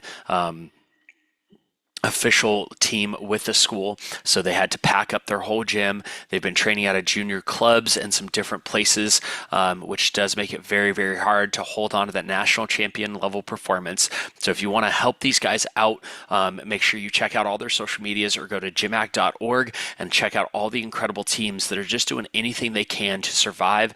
Unfortunately, it is a story that is riddled through all of men's college gymnastics right now. The opportunities are just starting to backslide, but we have some incredible people all around the country, such as head coach and president of GymACT, Mike Burns, you see standing there behind his athlete on rings, just doing an incredible job keeping all of these athletes' opportunities alive. There are over 200 GymACT athletes across the nation, so if you are in a position where you can help, if you've been blessed and you would like to share some of that around to help keep things like this going, check out gymact.org, and there are all kinds of ways to help get involved right there.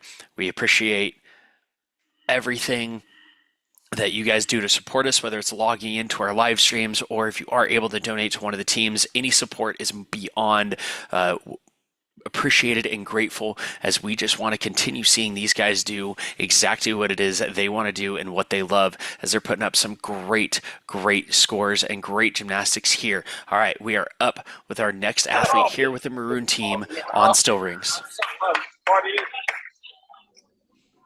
Go, see? Okay, let's go. We're doing the whole part. Come on, kid. Front uprise to V hold. You do not see that very often at all. This is part of what I love about the GymACT League, is you see some gymnastics you just don't normally see if you watch things like US Championships, which is our senior national team selection process, and things like that, because they're not going to risk nearly as much as the GymACT guys are willing to. So very nice front uprise to V hold there. Some beautiful swing work. Getting that giant work, a little loose in the core.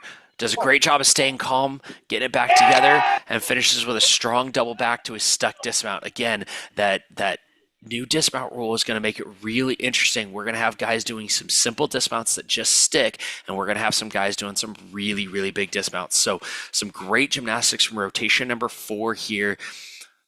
And I believe that was our final athlete. It would appear that was our final athlete of rotation number 4 with the maroon team. Some great gymnastics being done out of Minnesota right now. They're going to get ready for their next event. The maroon team will be headed to vault, and then the gold team will be headed to parallel bars. So real quick, let's check out how vault exercise works. It is absolutely an insane event, and hopefully this video will help some of you understand some of the craziness these guys go through just to compete the shortest event in the sport. You don't have to be crazy to do this event, but it really does help. I mean, imagine running as fast as you possibly can at a stationary object, knowing that the precision of your last step determines your fate. Let's dig in. Vault is different from the other events because it doesn't have element groups. It's a one-skill performance. During training, gymnasts have 3 different ways to approach this event, literally. The first is a handspring entry. This is where the gymnast remains square to the table as they fly over it. The second is a round-off or souk entry. This is when the athlete quarter turns from the springboard to the vault table.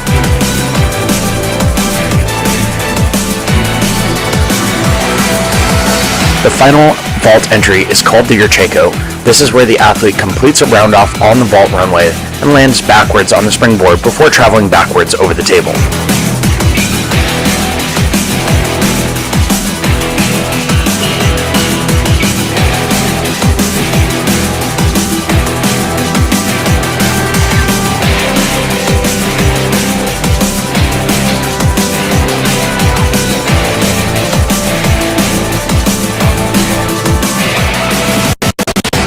Vault is the fastest event, with the average performance only lasting 6 seconds. This makes it hard to catch some of the deductions.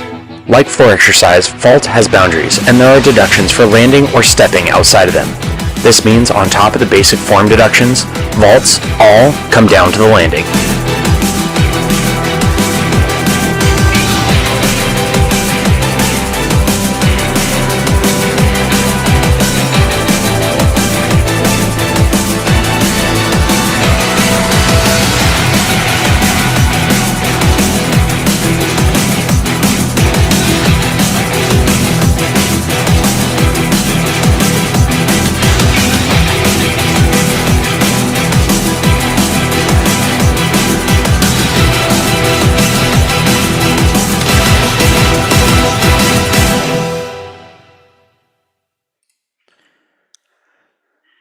Hopefully that helps clear up some of the insane things we're going to see on vault throughout this season. Vaults have actually been devalued 0.4 of a point each, which does make it a little more interesting, because guys are going to have to do some bigger vaults, and we're going to see more flips and more twists in order for them to keep up with the other events and keep the start values the same across the board. So that's going to be an interesting thing to watch all season long. Now let's check out a quick video on parallel bars. I do know that this video is not 100% up to date, and we'll talk about the changes right afterwards, but let's check out some interesting things about the parallel bar event.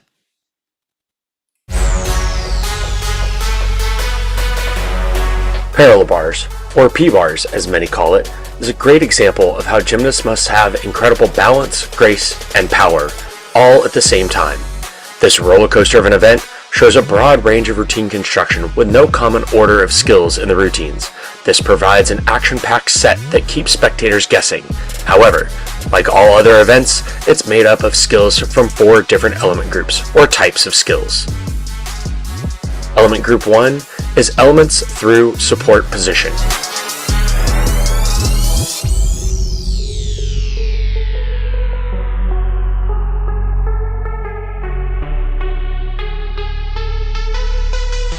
Element Group 2 contains skills beginning in upper arm position.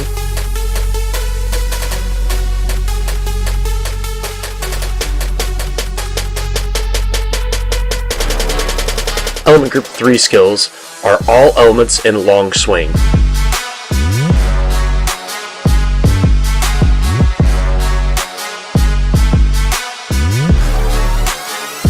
And Element Group 4 is the exciting part, the dismount.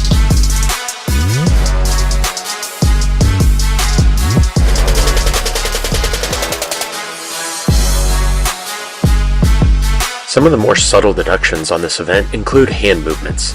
If an athlete's hands are not square to the bar and they move one to correct, the judges deduct. This makes for some exciting routines when athletes decide not to take the deduction and go into the next skill skewed. If a gymnast is transitioning from support skill to a long hang element, they must pass below the height of the bars before bending their legs to avoid a deduction.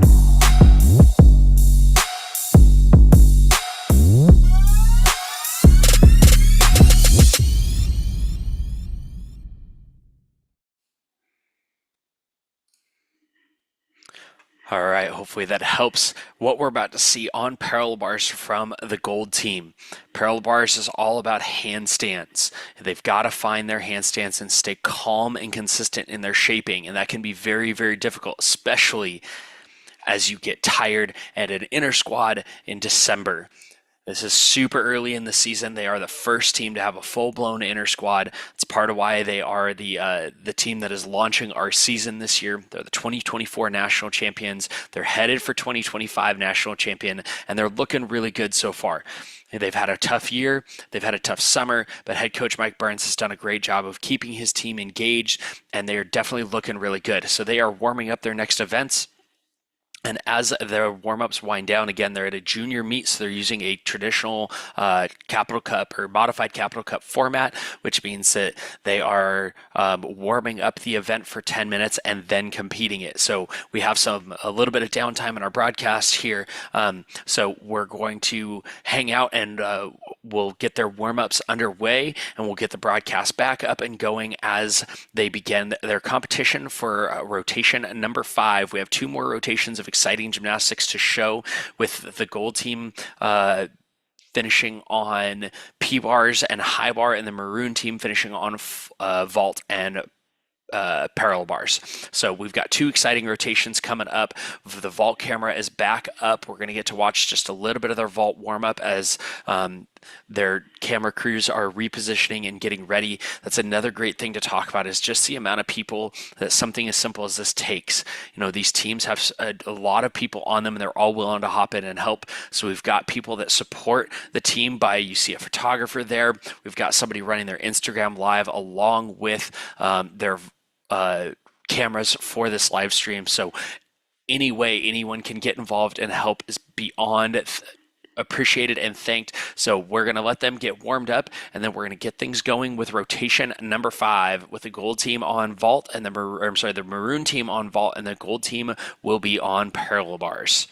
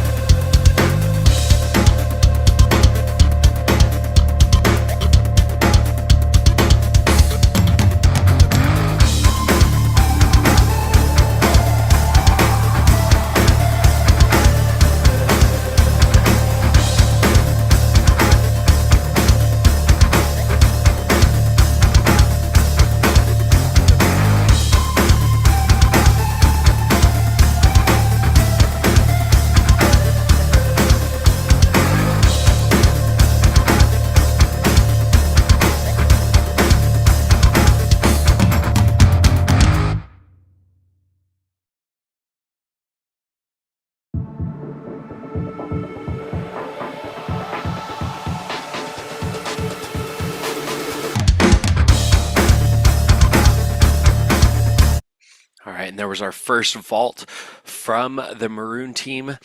Vault's going to go very, very quickly. The event only lasts 6 seconds from the time you salute to the time you salute again. So make sure you keep an eye on that upper left hand, or I'm sorry, I think for you guys, upper right hand, the maroon team camera there on vault. Make sure you keep a close eye on that because it goes very, very quickly. Into our first parallel bar routine for the gold team. Nice kip to L there. Into a nice, beautifully done giant work there. Nice to pelt that receives that full element group that we've been talking about in the video we watched on parallel bars. The only thing that has changed is that element group 1 and 2 have switched, because in element group 1, which is now the upper arm work like we saw there, that front uprise, you only need an A value skill such as the front uprise to receive the full element group credit. That was a very, very nice parallel bar routine from the gold team there. It was beautiful. Very, very little deduction. Full difficulty. He had a D group 2 and group 3. Very, very nice to a strong double tuck with just a small step there on the dismount. But again, that double tuck is worth a C, which means it's 3/10 of a value, plus he'll get 3/10 of a value for the element group. So overall, it's worth 6/10 to his final score. And he took maybe a 3/10 step on it. So at most, he's only lost 3/10. He's still up 3/10 in his final score. Very, very nicely done. Vaulter getting ready. You see the coach down there adjusting the springboard.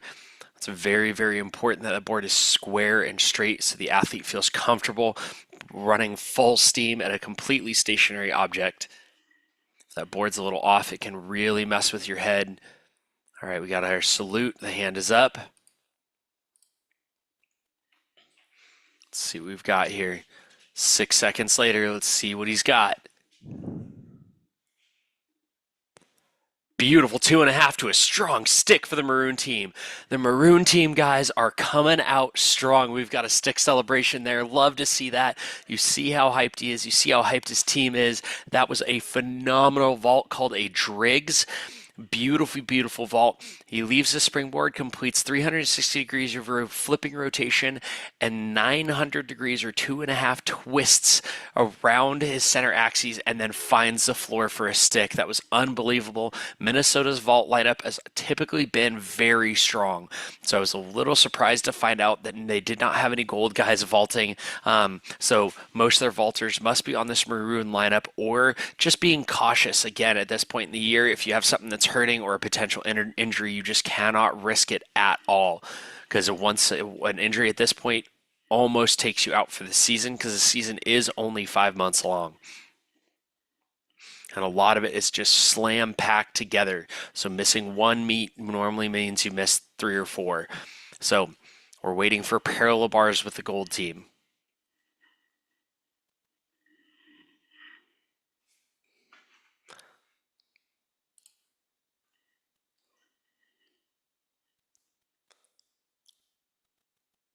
Nice peach to L, strong L seat position. I get made fun of every year for talking about this, but I love a strong L seat position. It's one of the most basic positions in all of gymnastics, but it really does separate out the good from the great. It's very interesting. He held his legs bent in his giant element there, so received at least a 3, probably a 5/10 deduction for that, but must have just felt like kicking him straight would have left him carried over the top and wouldn't have been able to hit handstand. Nice big double tuck, just stumbles back out of frame a little bit there, but obviously on his feet. Nice strong routine. Wow. The gold team here on parallel bars is looking really, really strong. Unfortunately, we did lose our maroon team camera, so we should be able to get that back in just a moment. It is unbelievable the technology we have at our fingertips that we're able to broadcast this live. I am based out of Arizona, so I'm sitting in my office in Arizona, and these guys are up in Minnesota, and we're able to broadcast this to you live. So thank you all. We've held quite a few people between the 2 live streams all day long, so just want to say thank you to everybody who has been in and watching. And we are just so excited that we get to continue bringing men's gymnastics live on YouTube here, so that these guys can get the recognition and exposure they deserve.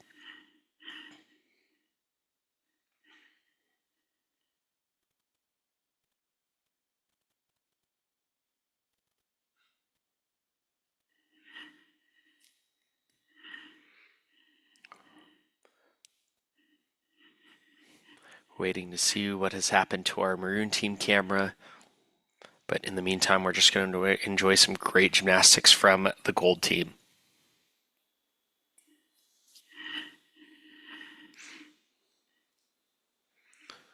This is going to be a very interesting mount to watch. This first element in this P-bar routine is going to be a very unique one that we're going to start seeing more and more because it is one of the ones that fulfills the full element group for group 3, which is long hang, as we saw in the video. So the way the springboard is set up, you can tell he's going to mount with a free hip element, which is something you see on high bar most of the time. And he's going to mount from the floor, and he's going to circle in near the bar and then up to a 1-bar handstand before stepping onto 2 rails. Very, very difficult to keep consistent, very difficult mentally to trust and perform with a lot of confidence. So let's see what gold team's got for us as they're waiting for the judges to kick out the score from the routine before. I do apologize. Unfortunately, we don't have any live results going anywhere, but the gymnastics is looking really, really strong.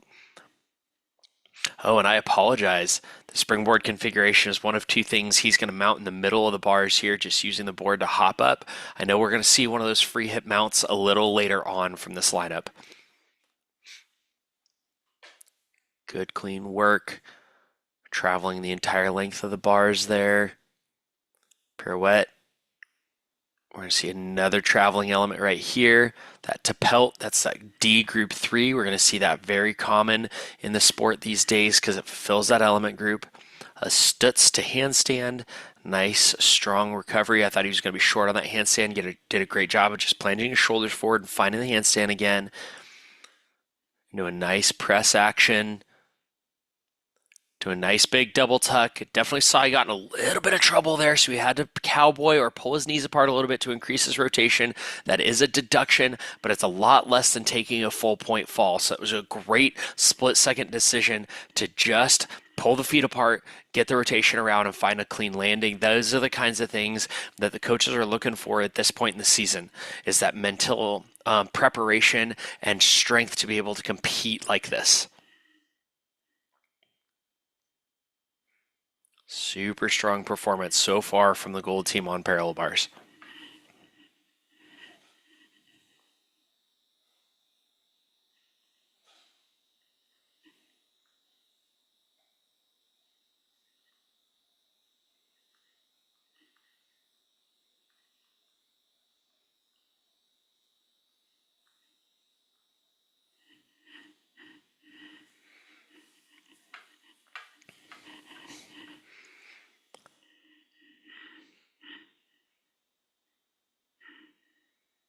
All right, for next athlete up. Again, just waiting for the judges. And maroon team is down on vault. So Minnesota only has a few guys up on vault right now. Again, pretty common this time of year. Vault is the shortest event, but you are running full speed at a stationary object. And then the vault landings, they look soft. Let me tell you, they are not. They are extremely hard. So probably a strategic move by the coaches and athletes to just save some of those vaults for softer landing surfaces for inter squads, or just saving them for competition when regular season hits right after the holidays. So we are just enjoying some great gymnastics here on parallel bars. Minnesota has typically been fairly strong on P-bars, so as we have seen from the last 2 performances on parallel bars, they normally hit some really nice clean routines. So that's what we're watching right here from the gold team.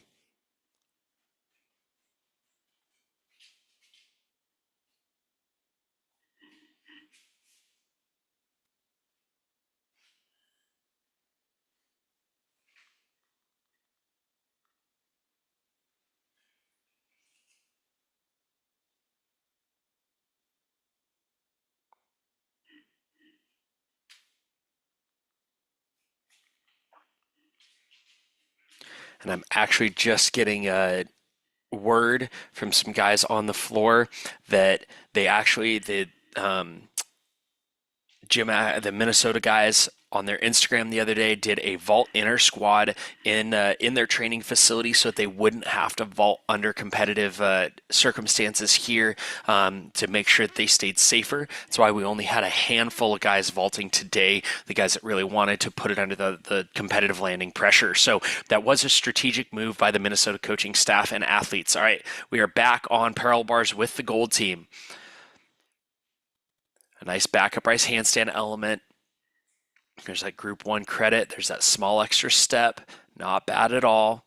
Very nice clean line. Strong swing. He's not struggling to hit handstand. He's swinging right to it. A nice, that's called a peach basket element. They push back, drop all the way into a pike element with their knees near their face before opening back up and finding their hands back on the bars to a nice big back layout dismount. Again, just showing that they can put their hand up and hit the routine they plan to hit. That's what these inner squads are about. They're not necessarily about going out and trying to win the season right there. They're about showing off and showing that they can hit good, clean gymnastics when it really matters. There are a lot of guys out there that can train really well, that can salute in practice and make it look like they can do all these big things, but it's a completely different environment when there's team pressure. You're, 2.5 hours in, plus their general warm-up. They're 3 hours into this meet right now, and they've got the juniors watching them. There's just a different environment and energy around it. So that's what we're looking for right now. That's what head coach Mike Burns and his coaching staff are looking for. Is they're just looking for guys that can handle the pressure. And for some of them, that does mean that they're putting up some really, really big gymnastics. But for a lot of them, it's just about hitting when they say they can hit.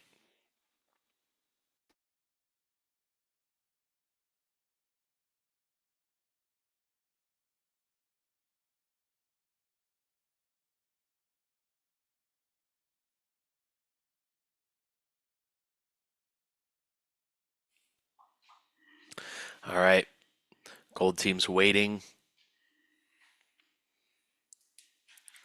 On parallel bars, they've had a good, solid P-bar rotation so far. Very, very clean. Very consistent. It's looking very good. Again, if you haven't done so already, please make sure you are subscribed to the GymACT YouTube channel. We're going to have more live streams going all season long. You're not going to want to miss any of them, and we'll be publishing content all season long. So make sure you've hit that subscribe button, you've smashed that bell notification button so that you don't miss any incredible GymACT action. This is the Minnesota Men's GymACT Gymnastics Inner Squad, based out of a junior competition, which is very unique, very, very cool opportunity, both for the juniors at the meet and the college guys to have that energy and excitement around their inner squad as they come off their national champion title from 2024. All right, gold team has taken to the parallel bars. Let's see what we've got. Mounting with a drop cast to support. Very rare element you are not going to see very often. Super cool to see it being done.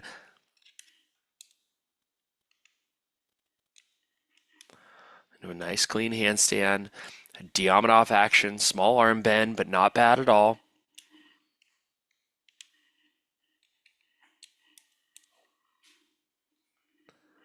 Again, a nice peach basket element. Into a press, should be getting ready for a nice dismount here. Let's see what he's got.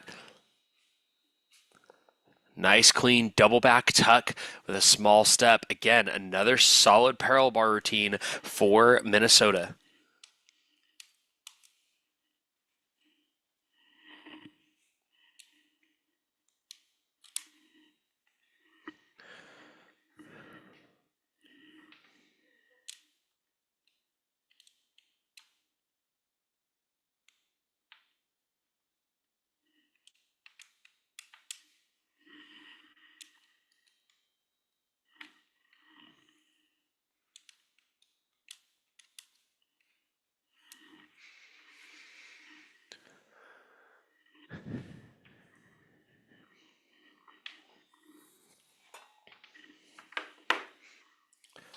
These guys are looking good.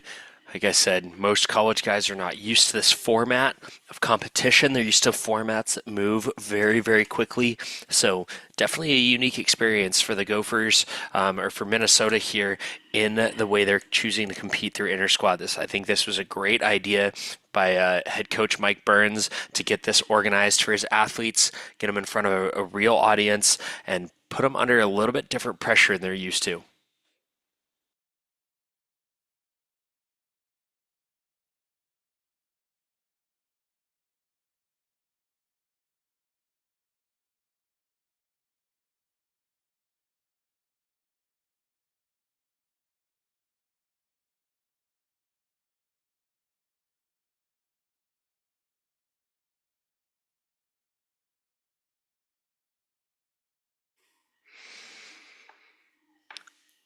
All right, next guy up. I've been talking about this all day, but I think this right here is the hardest thing to do. You're mentally, physically, and emotionally prepared for your routine. You're hyped up. You've gone through your visualization. You've gone through all your mental preparation. And then you have to just stand there. And you have to sit and wait for the judges. And again, at this point in the year, the judges have had two brand new sets of rules handed to them.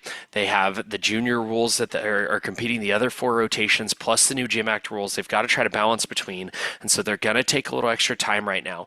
The judges are some of the unsung heroes of our sport. I know some parents at competitions don't feel that way. They feel like they're just mean, but they have to balance so many different sets of rules and so many quick snap judgments that this point in the year, in early December, it's going to take them a fairly long time to kick out a score and make sure that it's accurate.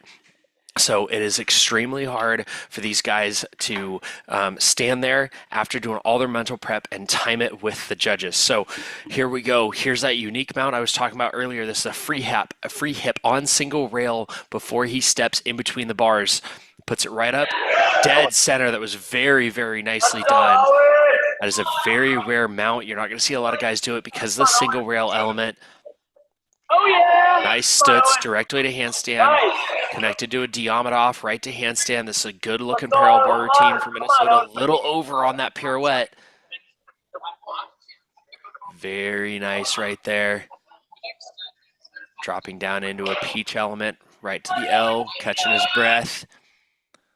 Should be seeing a press into a nice, strong dismount. Losing his core a little bit. Good save.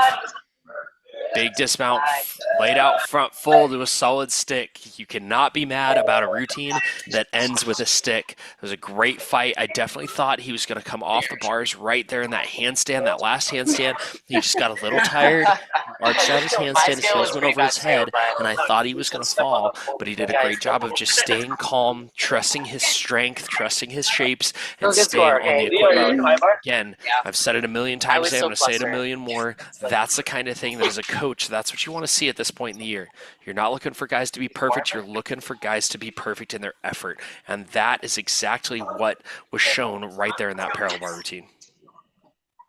He trains all around, yeah, but he wasn't ready. These Minnesota guys are looking pretty good, and their team culture looks to be very, very strong, and that is more important, I think, than most other things that you see at an Intrasquad. Is you want to see if your team can come together, can pull together in the ups and the downs, help each other set their equipment, and at this level, you don't really want coaches doing a lot of that stuff. You want the team to really be able to hop in and help each other out, and that's exactly what we've seen all day from Minnesota. They're behind each other 100%, and that helps a lot when you hit the competition floor. I should probably move over there. I think I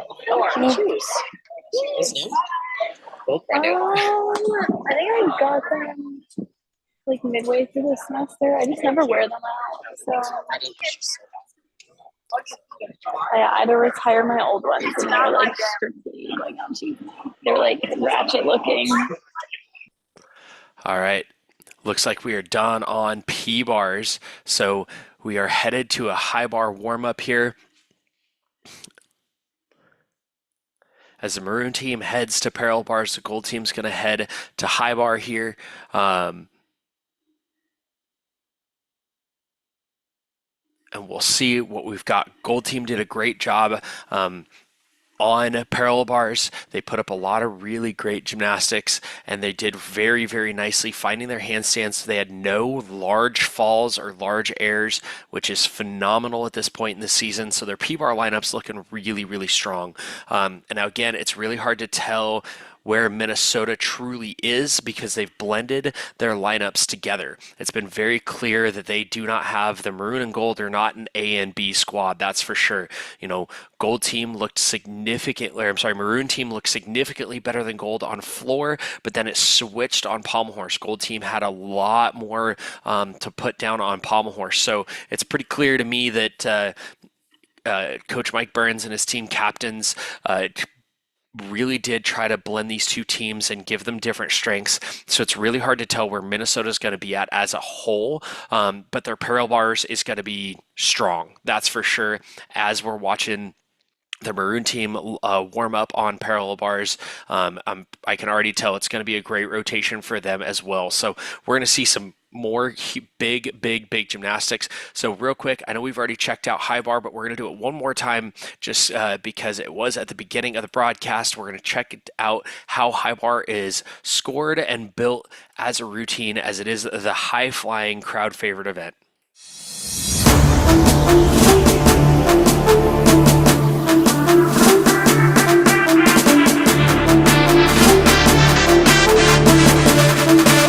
High bar is definitely the crowd favorite, and it's easy to see why. Let's dig into these incredible, high-flying, exciting routines. Gymnasts must perform skills from each element group. The most exciting of which is element group 2. This element group contains all release and flight elements.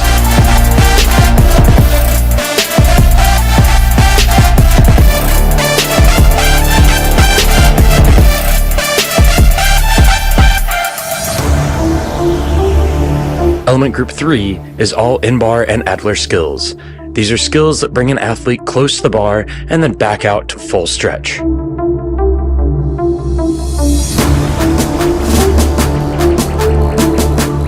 Element group 1 is made up of all swinging and turning elements.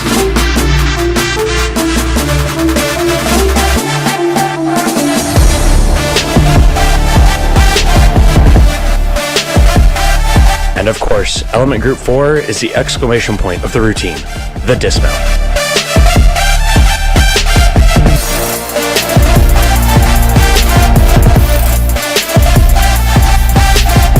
These routines normally start strong with releases from group 2.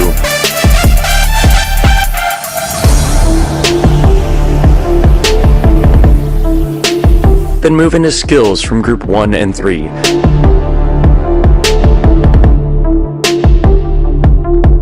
Then pick up steam at the end and wind up for some of the biggest and highest flying dismounts in the sport.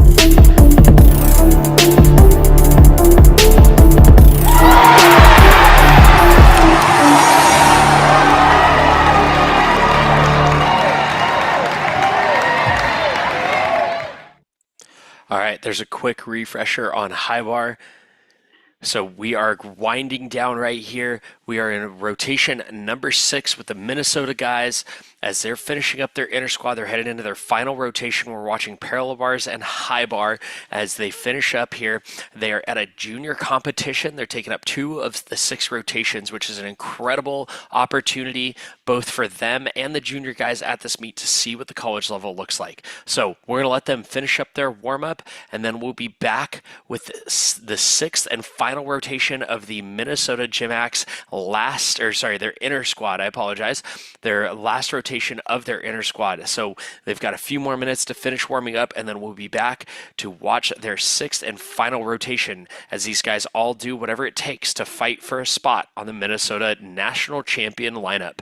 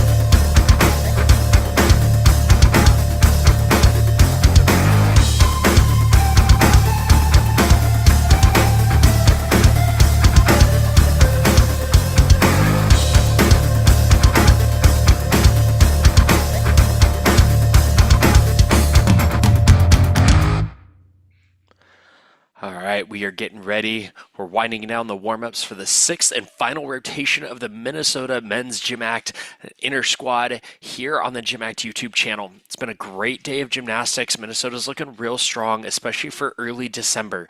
So we are watching here. We've got the maroon team on parallel bars and the gold team on high bar. And I do believe those cameras have switched, but we're watching two great rotations of gymnastics here as these guys prepare. They've had an amazing 5 rotations so far. They've looked really, really strong. But overall, they're looking good for December. We've seen a lot of good things. P-bar rotation on the last set was really, really nice. So we're really curious to see what the next squad can do on parallel bars. Their warm-up have looked really good. And high bars looking really, really good this rotation also. So Minnesota looks like they're going to be really, really strong on P-bars and high bar. And so far, they're starting off their season really well. So we're here. We have 6 rotations. We're in our last one right now. Hopefully you guys have enjoyed watching this right here. Make sure you hit that subscribe button and make sure you click that bell so you get all the notifications. And remember, we're going to be live again on Friday at 5:30 p.m. at Mountain Standard Time for the Arizona State Men's Gymnastics Intrasquad. They're maroon, gold, and black.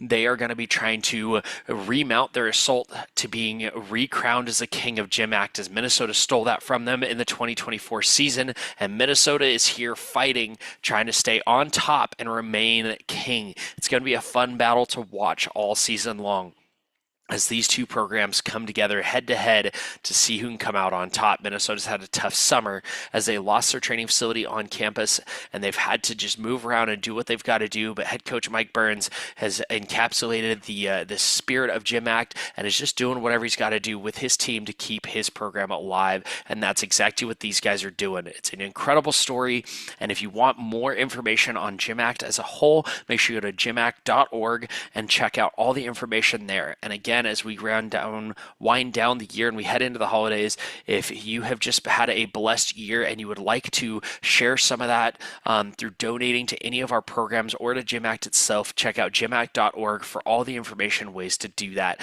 All of your support, whether it's through sharing our social media posts, supporting our YouTube lives like this, or by donating to your local GymACT team or to GymACT as a whole. It is unbelievably appreciated and thankful. These guys do what they do because they love it, and they can't do it without your support. So get involved. Make sure you check out all the social medias for all the individual teams and GymACT, as we just want to keep bringing a great spotlight to these incredible athletes. All right, looks like warm-up has wound down. Looks like we might have one more on parallel bars ready to warm up here. And we are off and running. Looks like head coach Mike Burns is there under the high bar waiting for his first athlete as they're getting ready to compete in their 6th and final rotation.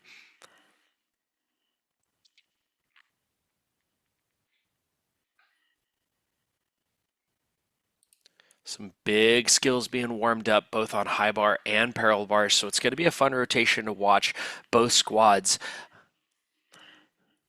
They had a vault Intrasquad earlier this week, so we didn't have many vaulters stay. So the last 2 rotations have been a little slow, only watching one event in a modified Capital Cup format. We're going to be back to having both squads up at full force on 2 of the most exciting events in the sport. So this is going to be a great way to finish this.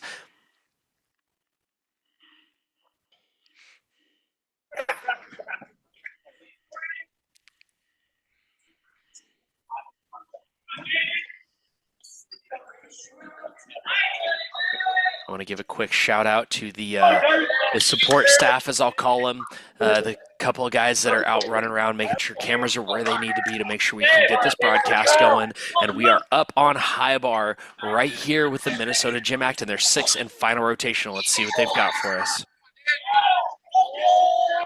What a recovery right there. That's the kind of thing you're looking at an Intrasquad. Big release. Full twisting double back over the bar called a Coleman. Nice and clean. We're going to see a double back over the bar and just peels through the bottom. It was a really good looking routine. Mentally recovered from that early mistake. Put his Coleman on the bar and then just loses it a little bit in the Kovacs. So now he's got 30 seconds, and this is another very difficult thing to do. He's got 30 seconds to put all of his other emotions, his frustration, embarrassment, whatever you're feeling, aside and figure out where you're going to pick up the routine to try to protect your team score best you can. So here we go. We're back on high bar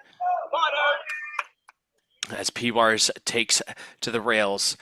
We've got an interesting mount on the ends of the parallel bars here, and an M-bar kip from the end. Very interesting. You do not see that very often. Another high-flying release. Solid straddle to Kachev there on high bar into a flying giant. Into what's called a quast, my favorite move in all of the gymnastics personally. Nice big laid out full twisting double to a small hop. It was a phenomenal high bar routine, obviously without the one big fall there on the Kovacs, but everything that he did was executed very, very well. That's going to be a contender for Minnesota's lineup as they go through the season. All right, back on parallel bars.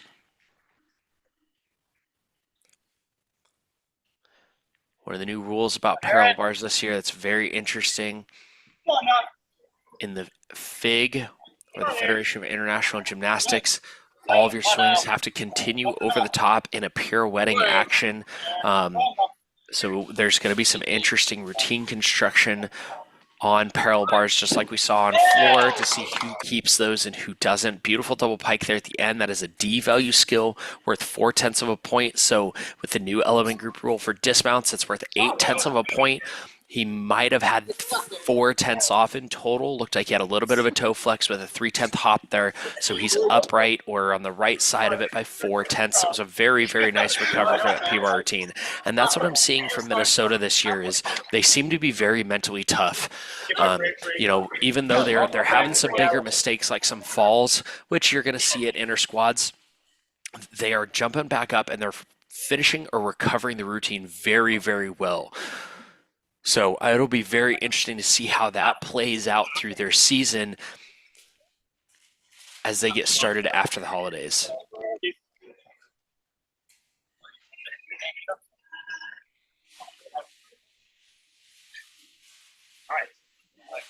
Focus up on the half.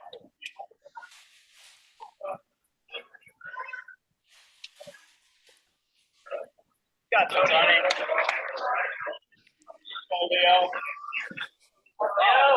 All right, back on the high wire. Head coach Mike Burns giving the jump up. Let's see what we've got here. Right, set of giants. Endo connected to a pirouette. Don't get any connection bonus, but it's an efficient use of your time. Nice straddle to Kachev. It's a partial element group. Into a Stalter, into a one-arm giant. Very, very nicely done as well. Coming into a big dismount. Laid out full twisting double back. And you could see he got in trouble in the air. That's why head coach Mike Burns is right there to catch him. And he just overcorrected, got his feet under him a little too far and sits it down. Again, you see the handshake there from coach. Obviously, as an athlete, you never, ever, ever want to fall. But as a coach, you definitely look at the fact, I'm assuming that's a new dismount for that athlete, and you look at the fact that, okay, we got it put up under competitive pressure. We've seen it in practice. We know we can hit it, and now he just proved he can do it in competition safely. So as a coach, you can trust him to put that up. Now it's back to the gym for a little bit of work on the consistency. No way shape.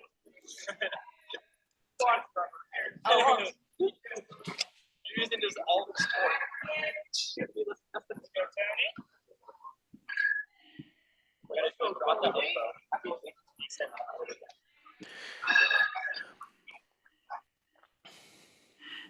All right.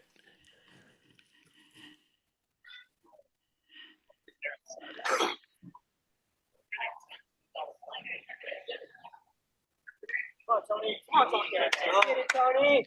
All right, we're up on P-bars. Come on. Come on, Anthony.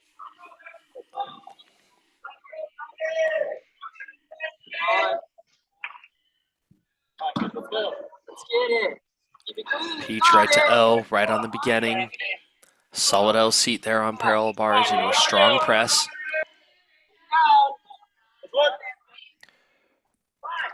Into that to pelt action. It's going to see a lot of those. That hits that D requirement for felt element group in group 3. into what's called a Peters. Very, very risky move there, but again, receives that full element group. Nice and strong to one bar. We're on high bar as well. Nice Yamawaki release there on high bar. Big double back there on parallel bars. Solid P-bar routine into a laid out Tkachev. Looked like he had to reach for it a little bit. Back into another Tkachev element in the straddle position. Very, very nice. This high bar routine is cooking along very nicely. More basic element there with a free hip, but did put it right to handstand. Winding up for a big dismount. See what he's got. Nice big double lay to a solid stick. You can't be mad about a routine that finishes with a stick. It was a great high bar routine there from Minnesota. Like I said earlier, I think their P-bar and high bar routine, squads are going to be very, very hard to beat this season. They were very strong last year, and I think they're just going to continue pushing forward and holding on to those two events.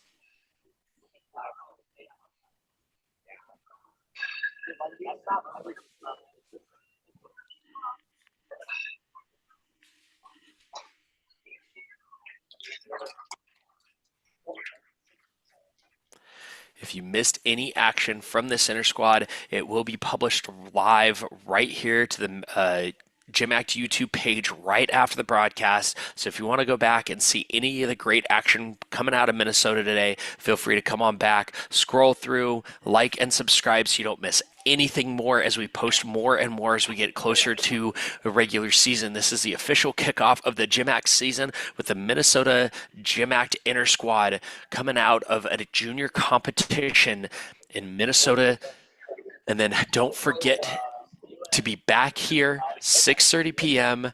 Mountain Standard Time Friday to watch Arizona take on their maroon, gold, and black Intrasquad as they're trying to determine which of their 50 athletes will be put up for their maroon and gold lineups throughout their regular season.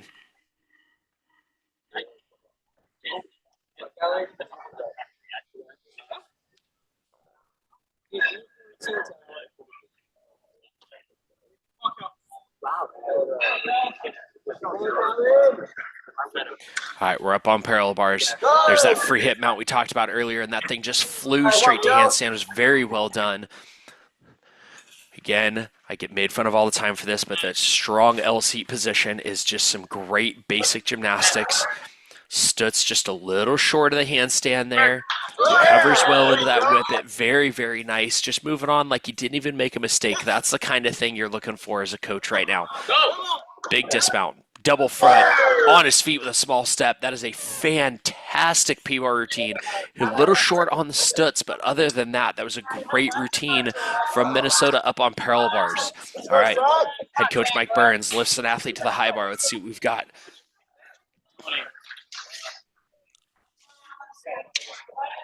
Right into that front giant grip. In and out in a very unique in-bar element there called a Weiler.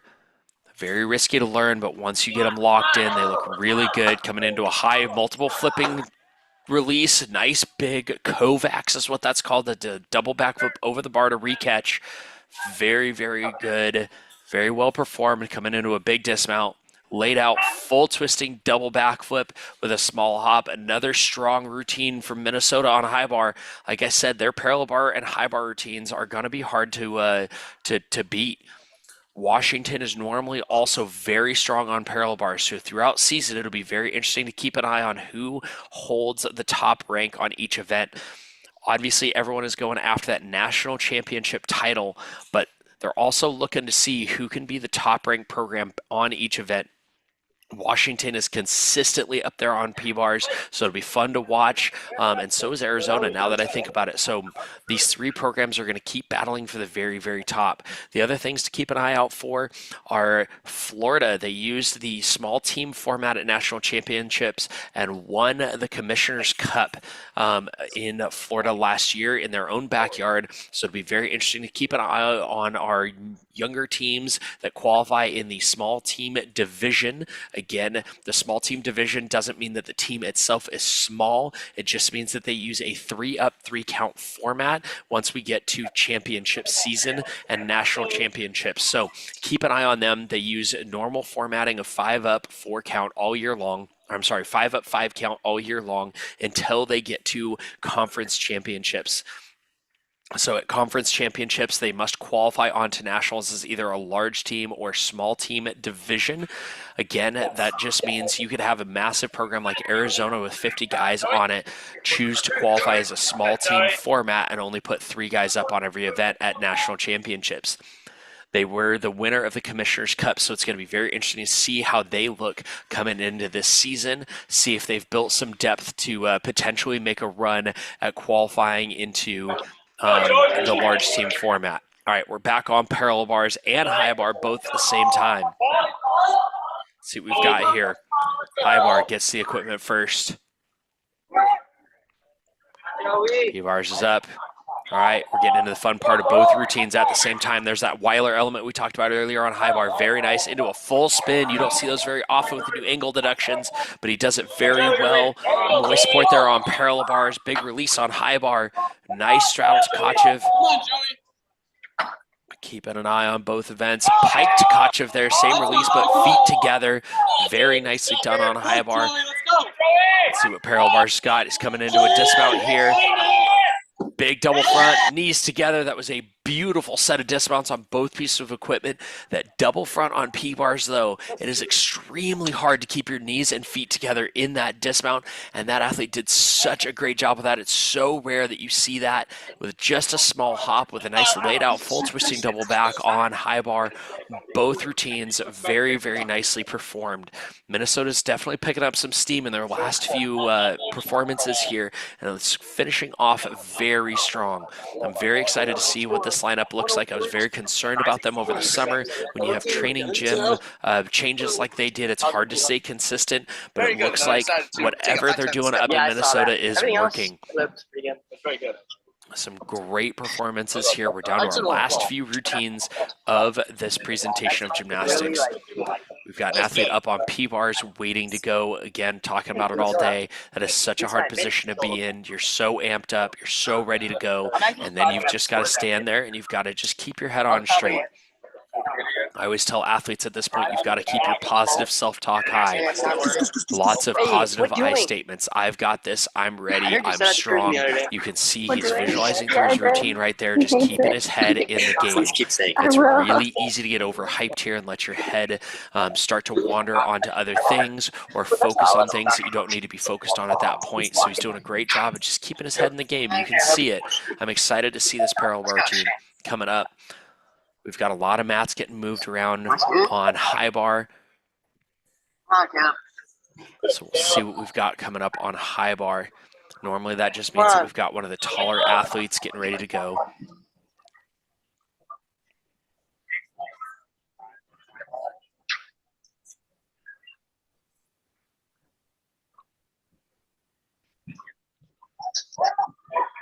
It would actually appear that we might be done on a high bar, so we may have seen our last high bar routine. Minnesota definitely put up 4 or 5 really strong high bar routines between their 2 squads today. Come on, Caleb.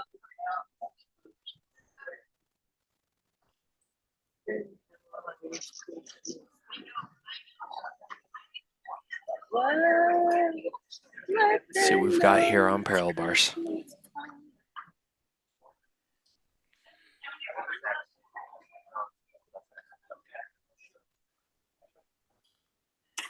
Come on, Caleb. All right, P-bars, take it to the rails. Let's see what we've got here.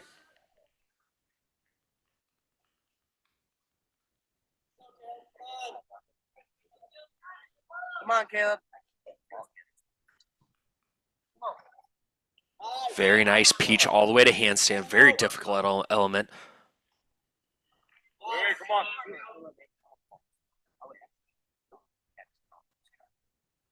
Let's go, Caleb. Let's go, Caleb. Come on.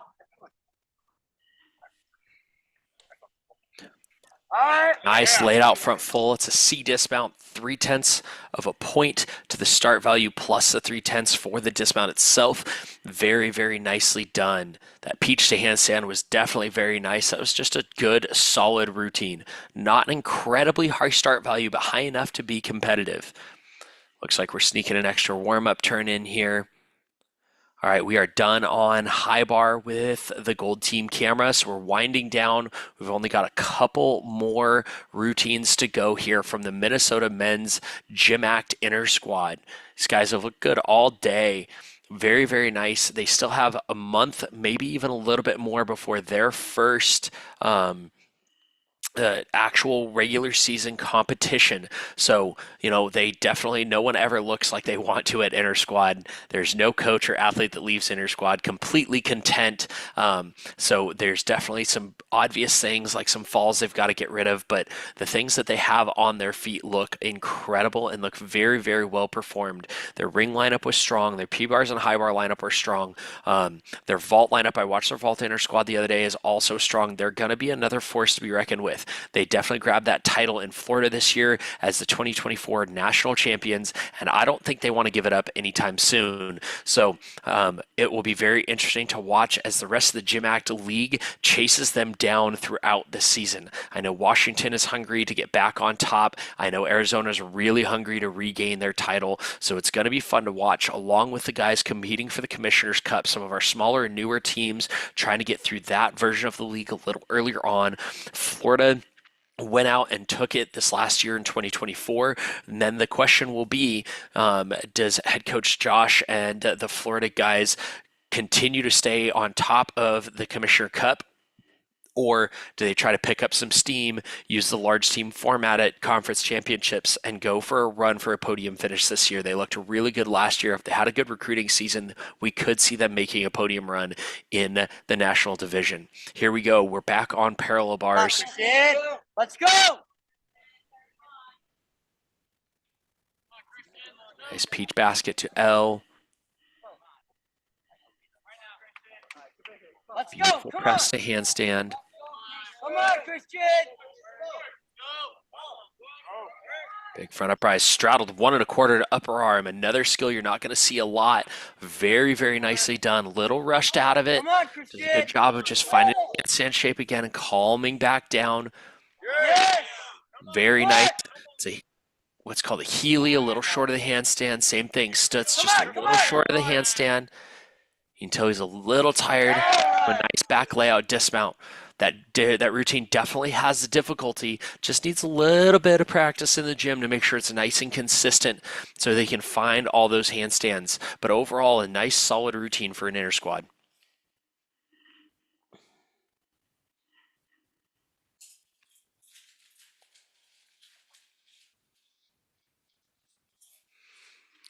All right, guys are looking good.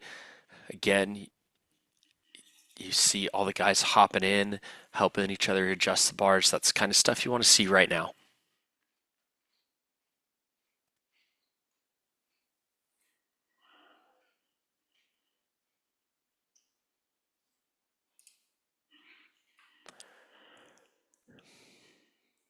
All right, looks like we're going to see another free hip mount. It's going to be 3 of them that we've seen today. Of all of the ways to achieve that D value group 3, which is our long hang work, anything that happens with straight arms below the height of the bars. I think this is actually the most inconsistent and probably the hardest way to do it. But Minnesota seems to have 3 guys putting it up, and they've all gone really well. Watching warm up, this went really well. So let's see if he can put it under that competitive pressure. It's a skill you're going to start seeing all through collegiate and international competition as it does receive that element group. It's either that, a peach handstand, which we saw earlier in this rotation, or the to pelt action where they catch in a straddle above the bars. Those are the 3 most common ones you're going to see. So let's see what we've got here and what might be our final routine of the evening. It's been a great Intrasquad. Head coach Mike Burns has definitely not let all of the hurdles this year slow his team down too much. They've done a great job of staying clean and consistent, and really all they've got to do is get rid of some falls. They've had a great Intrasquad so far. So a little later tonight or tomorrow, I'll try to track down what their team score would have been from this inter squad if they take their top 4 from every event, and we'll try to get that posted on the GymACT social medias, and I'll definitely talk about it on Friday, 6:30 p.m. Mountain Standard Time. We are going to be live with Arizona next with their maroon, gold, and black, so we'll definitely be talking about the results from this inter squad then as well. All right, here we are. We're up to the rails for this free hit mount we've been talking about all day. Ooh, just barely puts it in the middle there. Come on, Kai. Very nice. Straddled 1 1/4 upper arm, just sneaks it through. He's got to find a little tighter shape. It's hard to start with that. A little bit of a mistake there at the beginning.